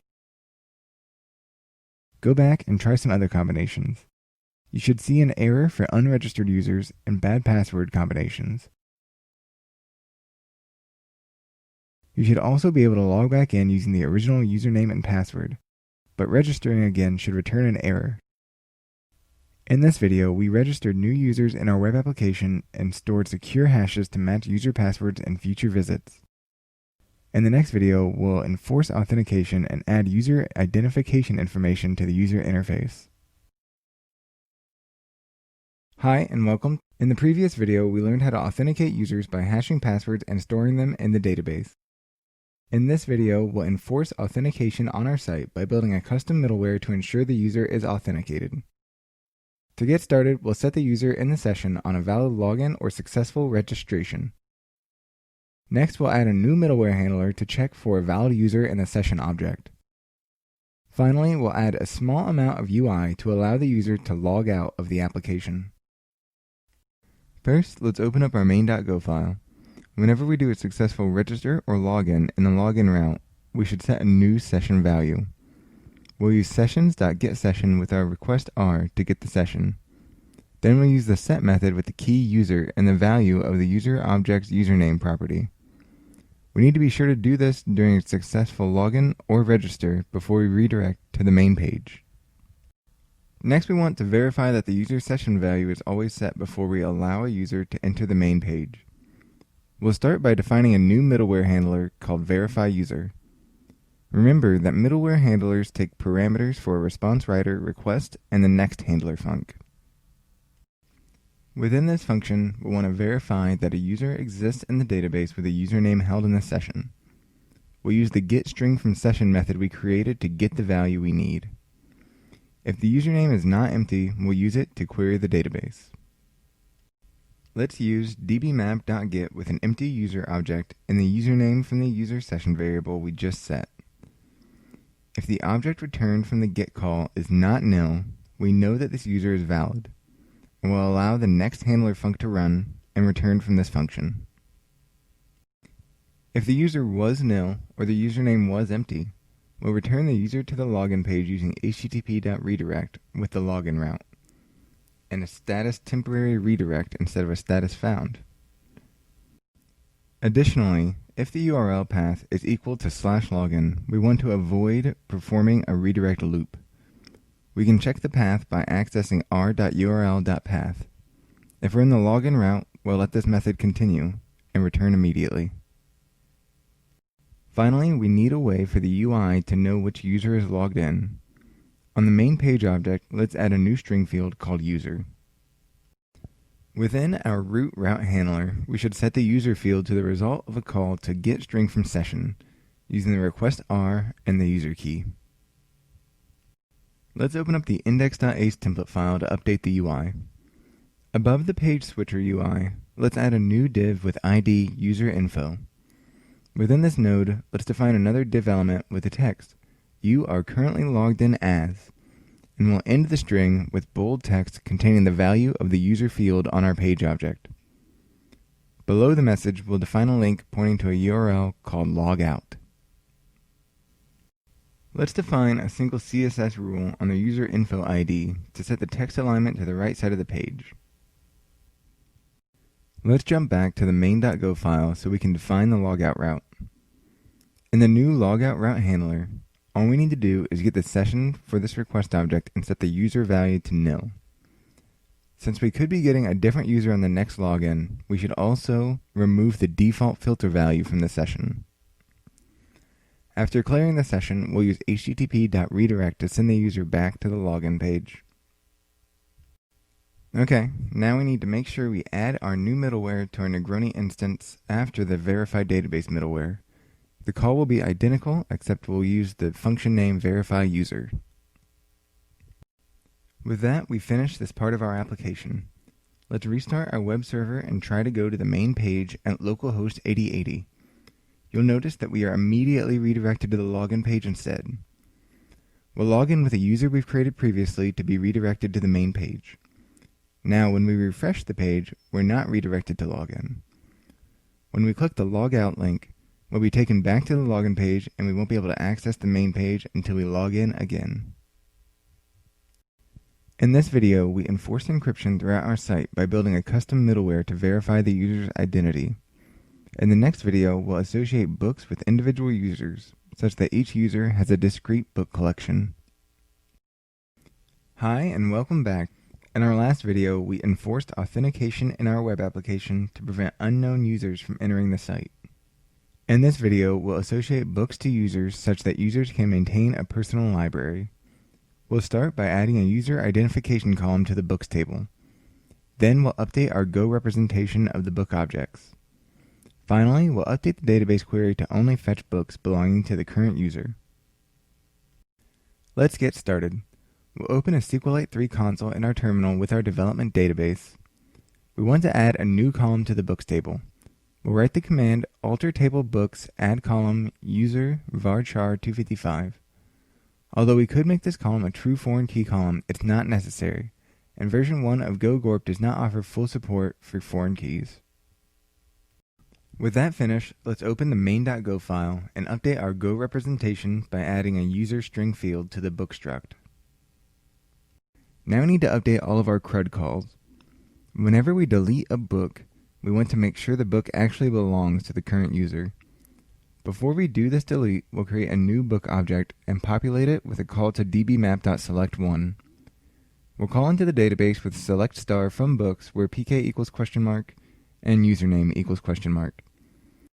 We'll substitute our pk for the pk parameter and the return value of getStringFromSession given our request R and the user key as the user parameter. If select1 returns an error, we know that no row was found and the book does not belong to this user. So we use http.error with a bad request status. Otherwise, we'll send the book object we just found to the call to delete. When we create books, we'll need to associate them with the given user. In the create route, let's set the user field. We also weren't setting the ID field here previously, so we'll remedy that now as well. Whenever we pull books from the library for display, we'll want to filter by the current username. In the getBookCollection function, we'll need to add a new input parameter for username. Since we must filter by username, we'll update our where clause initialization to where user equals ? We'll update these classification filters to use and in place of where, and we'll use string concatenation to add them to the end of the where clause. We'll update the call to select to fill in the username parameter by adding it as the last input. Any place in the code where we call getBookCollection needs to be updated to pass in the username from the session. In the sort and filter routes, we'll use the getStringFromSession function with our request_r and the user key to get the value from the session. In the root route, we can take advantage of the fact that we've already set the user property on the page object to get the user from the session. With that, we finished associating books to users. Let's restart our web server with go run main.go and open a browser to localhost 8080. Once logged in, you'll note that the current user has no books. Add a few books to this user and verify that deleting, sorting, and filtering all work. We can even log out and choose a different user to create a separate library. The important takeaway here is that books added by the second user do not show up in the library of the first user. In this video, we associated books to individual users to enable the creation of independent libraries for any number of users. This brings us to the end of section 5 of the Go for Web Development screencast. In this section, we built a basic login UI to identify users as they entered the site. We defined user objects in the database to authenticate users with an encrypted hash. Then we enforced authentication on the main page to prevent unidentified users from using the site. Finally, we created a method of associating books to users to allow each user to maintain a personal library. Congratulations on completing the primary coding portion of your library application. In the next and final section, we'll reflect on the decisions we've made while building this app and think about possible options moving forward. Hi, and welcome to Section 6. In the past 5 sections, we've designed and built a personal library management web application from Hello World to multi-user authentication. In this section, we'll take a look at possible next steps for you to take on your way to building a web application in Go. We'll start by discussing some of the most popular web frameworks. Then we'll investigate a few available Go tools to help us maintain code quality. Finally, we'll see what it takes to push our web application to a cloud platform. In this video, we'll see how different web frameworks can increase development efficiency and build a cleaner codebase. We'll start by building a demo app with the Goji micro framework. Then we'll move on to the more featureful Martini framework. Finally, we'll discuss the powerful tools available within the Revel framework. Let's begin by looking at the small, flexible micro framework called Goji.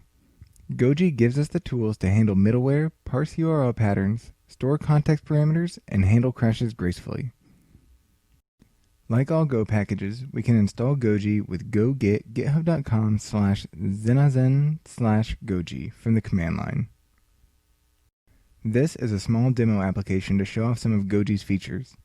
Goji is started with a call to goji.serve. We can add route handlers to Goji using the method that we need the route to match. Here, we'll send get requests to / to the index handler and for /books to the getBooks handler. We've also defined delete and get requests with a route matcher with an ID present to send to the corresponding deletebook and getbook routes. We can also define middleware with the use method, just like we did in Negroni. When defining route handlers in Goji, we'll take in a web context object C alongside the familiar response writer and request objects. This web context provides our handlers with the parsed URL parameters which we can access using .url params and the given key. It also provides us with a property called env, which is local variable set on this request by anything inside Goji. The primary use case for this is to set up a variable in a middleware handler and then use it within the route, like we do here. This variable is only in scope for as long as this request is being handled, and can even be used to set state before making a redirect. We can test this application by running it from the command line with go run main.go. We can use a tool like curl to exercise the app. We'll use curl on the root route at / to see the result of running the main route. We can use curl on /books to see the books message, and we can add an ID to that request to see which ID is being fetched. We can specify that this is a delete request and see the message associated with deleting that given book. Goji also gives us a substantial amount of logging with each request being made. Next, let's talk about the extremely popular Martini framework. Martini was written by the same developer who built Negroni, a middleware handler which we use in our library application. Martini is a lot like Goji, but is a much more featureful framework. The most interesting aspect of Martini is the way it utilizes reflection to build route handlers dynamically. Let's take a look at a small demo application to see this in action. We'll install Martini with go-git github.com/gomartini/martini. To use a Martini instance, we'll start by creating a classic Martini, which will initialize an instance of Martini with several middleware already in place, including static file serving, panic recovery, logging, and routing. To set up a route handler for a GET request for the root route, we can use the GET method with a function handler.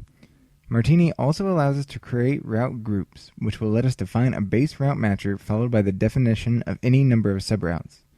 Just like Goji, we can define parameters with the colon syntax and use the delete method to define a delete route. Here, we've created a group to encapsulate all the book routes. With the use method, we can define a middleware handler that will be used for all routes, in this case, setName1. Within the group call, we can add more middleware specific to these grouped routes, in this case, setName2. If you look at the route handlers, you can see that some of these routes take in params arguments and others take in a person argument. Martini will try to give each route what it needs based on the arguments defined here using reflection. In the middleware we have defined above, we're using a Martini context object to tell Martini what to give to the route if it requests a certain type of object. In this case, we've defined the person object to give to each route. A person is needed in both the index and get books routes. The other routes use the parsed params for the ID variable. Because each of these routes returns a string, that string will be returned as the response body. We can test this application just like we tested Goji. We'll use curl on the root route to see the result of running the main route. We can use curl on /books to see the books message, and we can add an ID to that request to see which ID is being fetched.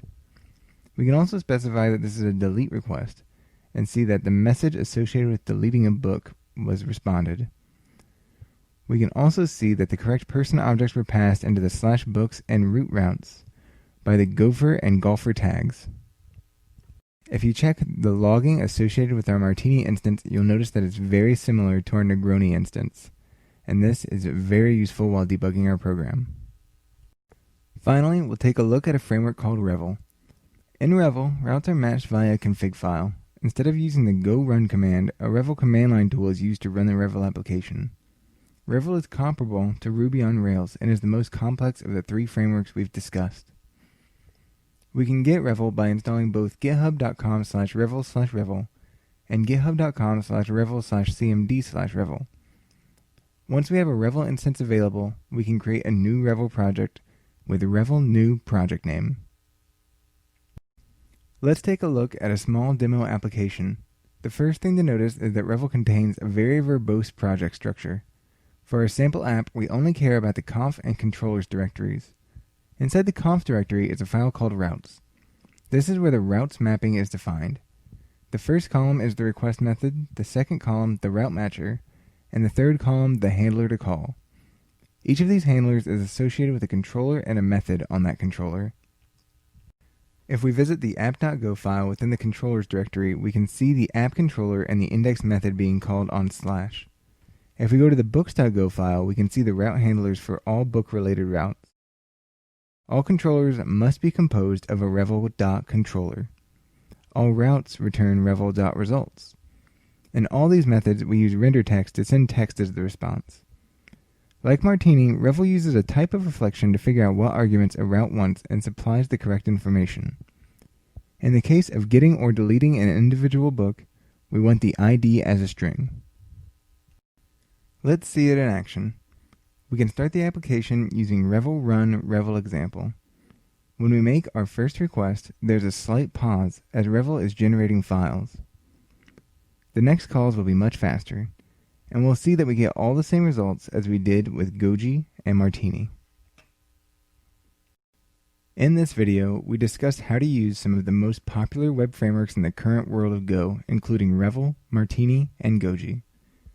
In the next video, we'll learn how to use several tools to help maintain the quality of our code.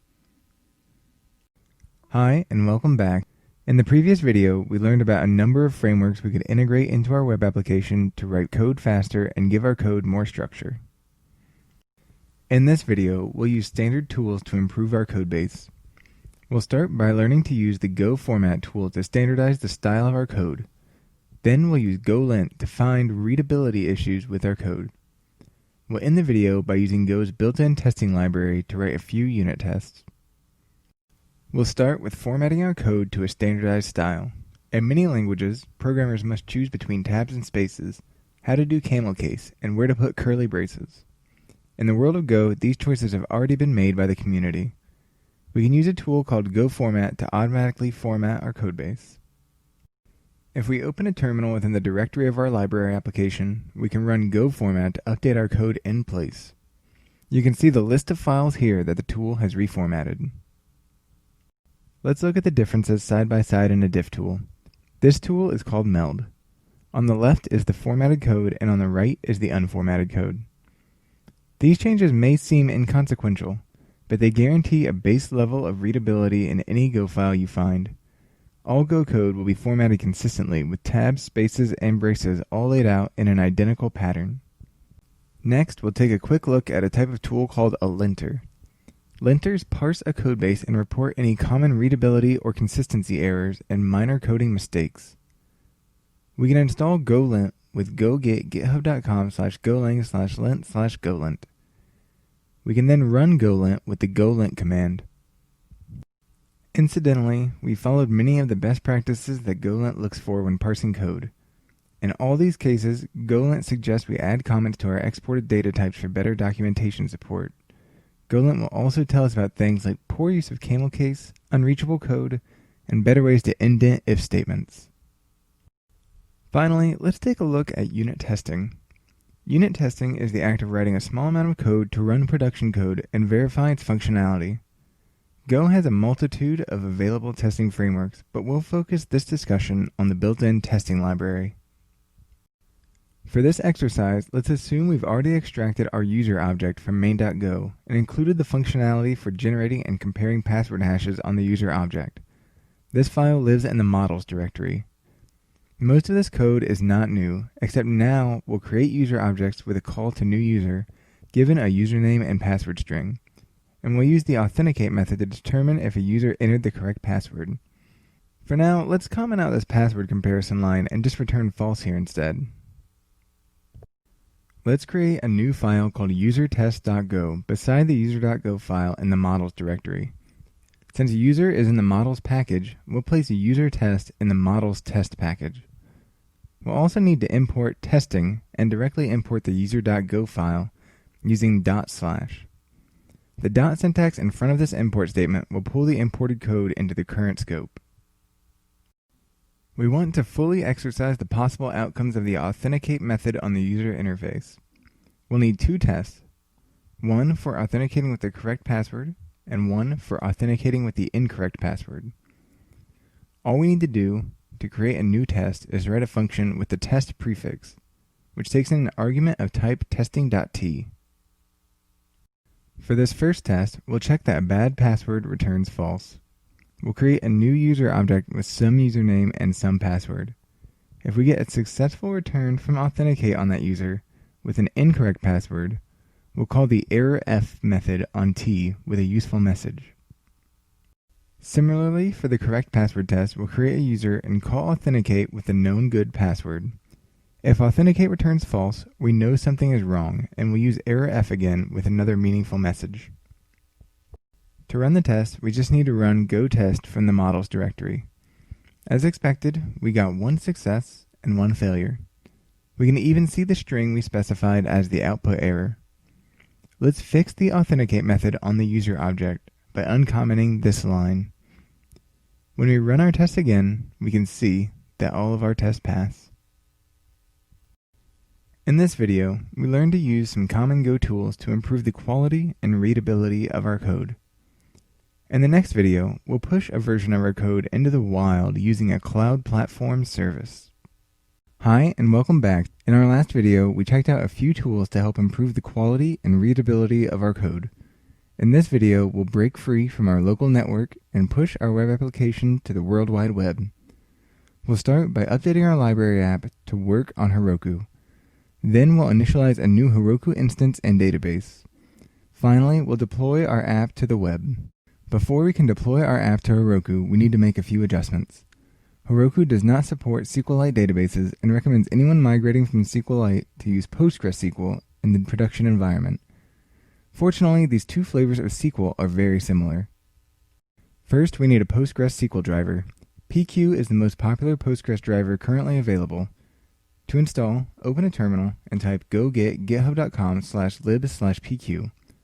This could take a moment based on your network speed and computer hardware. Now let's open our main.go file and add an import line with the underscore keyword for the PQ package right underneath the SQLite import. While we're here, let's also add a line for OS. In the initDB function, we'll need to wrap this call to SQL.open in an if statement, which tells us whether we're in development or production mode. Let's assume that our Heroku instance will have an environment variable called env set to production. If we use os.getEnv with the env key, and we are not in production, we'll make our original call to open a SQLite database and set up a SQLite mapping with gorp. Otherwise, we'll want to set up a connection with Postgres and the Postgres dialect. Instead of dev.db in the Postgres instance, we'll assume that Heroku will provide us with an environment variable called database URL. One difference between Postgres and SQLite is that they do not share a parameterized value syntax. So we'll need to update any SQL call we're making with a question mark value to use the dbmap dialect helper function bindvar with the correct variable number. In the case of this where clause, in the get book collection function, we'll use 0 as our bind variable number. We're also using parameterized variables in the delete handler. Let's extract this query string to a local variable and use string concatenation to add bind variables 0 to the pk column and 1 to the user column. Postgres queries can be a little more sensitive than SQLite queries. Since our database contains a users table and this column is named user, Postgres will have trouble telling them apart. Because of this, we need to add double quotes around each reference to user. There's one here in the delete route, and then there's another in the initDB function we already edited in the where clause. When we run our application, Heroku will give us a special port number that we'll need to use. Let's make a variable called port set to the env value of port. If this value is empty, we'll set it to 8080 like we used to. We'll use this variable in the run command in place of the old 8080. The last thing we need to update is the index.ace file. Let's change the script tag for jQuery to be protocol-less. This will allow the browser to grab the HTTP or HTTPS version of jQuery as appropriate for the browser session. Next, we'll get our system prepared to deploy for Heroku and create our application. If you don't already have a Heroku account, you should sign up for one. It's free and the service is highly reliable, especially for hobby projects like this one. Once you've signed up, you should make sure to download, install, and set up the Heroku tool belt. You'll find all the information you need to do this on the Heroku website shown here. Heroku requires the use of Git, a distributed source code management tool. Git should be installed along with the Heroku tool belt. If you're not familiar with Git, or Git is not installed on your system, you should check out this page to get started. Once you've installed Heroku and authenticated your account in your environment, open a terminal in your project directory. If you haven't already done so, you'll need to initialize a Git repository in this directory using the command git init. With that out of the way, we'll create an application instance on Heroku with the command Heroku create. Heroku will come up with a random name unless you specify something else. On success, Heroku will tell you your application's web address and the application's private Git repository on the Heroku server. Since we need a Postgres database, we'll add the Heroku PostgreSQL add-on with the Hobby Dev level. This is a free version of the Postgres add-on that is available for up to 10,000 database rows. we'll use the command Heroku add-ons create Heroku-PostgreSQL hobbydev to add the PostgreSQL hobbydev database to our application. Utilizing this add-on will create an environment variable on our Heroku instance called database URL. Since we also need to detect when to use Postgres, we can use the Heroku config command to set the env variable on production. We can do this using Heroku config set env equals production. Heroku will need to know how to handle dependencies for our application. We'll do this using a tool called godep. Godep will take all your dependencies and make a copy of them in the local directory so that deploying to Heroku is almost as simple as copying over your source code. This process is called vendoring. We'll install godep with go-git-u github.com/tool/godep. In our project directory, let's run godep save-r./... which will recursively vendor all of our dependencies. This only works if you have your Go path set up correctly, and your source code is in your Go path. If we take a look at our apps directory contents, we can see that we have a new directory called godeps and a new JSON file. This JSON file is godep's record of how to handle your application's dependencies. The directory contains the vendored files from the Go path. Godep also edits your code to use the vendored copies of your dependencies instead of the originals. Heroku will need one more file from us, and that file will tell Heroku how to run our app. Heroku uses a tool called Foreman, which will read a proc file to determine how to start your web application. Let's create a proc file in our root project directory. We'll define a single process called web, which will run our executable, Go for web dev. This executable name is determined by the package name in the Go path. Finally, we need to deploy our application. From the command line, we'll make our first commit to the repository. Type git add-a dot to add every file in the directory to be tracked by source control, including the godeps. This stages the changes, but to finalize them, we need to run git commit with the -m flag and a helpful commit message to follow. Now we'll use git push Heroku master to deploy our app. This will take a few minutes, especially the first time you deploy. What this will do is to install Go on your Heroku instance, build your web server with all the dependencies that you've vendored, and then start your app. And just like that, our app has been deployed to Heroku. Using your application's URL, go to the Heroku instance, and you should see your application up and running. We can test that creating, fetching, and deleting books all work and that all the pages look right. And this means that we have successfully used the Postgres instance that we set up for Heroku. In this video, we deployed an instance of our web application to the cloud so we could access it from anywhere. This brings us to the end of Section 6 of the Go for Web Development screencast. In this section, we explored some popular web frameworks which could help us build future applications. Next, we learned how to use a few tools to improve our code quality. Finally, we learned how to update our application to deploy to the cloud. Congratulations, you've made it to the end of the Go for Web Development screencast. We started this course with a blank slate, and we've ended with a fully functional, web-ready library application. You've learned how to take advantage of Go's strong standard library, and you've learned how to integrate third-party packages into your app. You've utilized multiple templating languages to build user interfaces, made external API calls, accessed and manipulated SQLite and Postgres databases, and authenticated users with powerful encryption algorithms. With these skills in your arsenal, you could build almost anything. You could start by improving the current library's codebase. Maybe start extracting logic out of the main file, achieve 100% unit test coverage, rewrite the app in a web framework, or improve the overall look and feel of the site. You might even want to create your own open source package for distributing to other developers. Although we covered a lot of the basics of writing a web application, Go also has powerful concurrency patterns built in to perform asynchronous tasks very quickly. The world of Go is constantly evolving, and you'll find new and exciting things are always on the horizon. With the skills you've acquired, the world is now your oyster. Thanks for watching.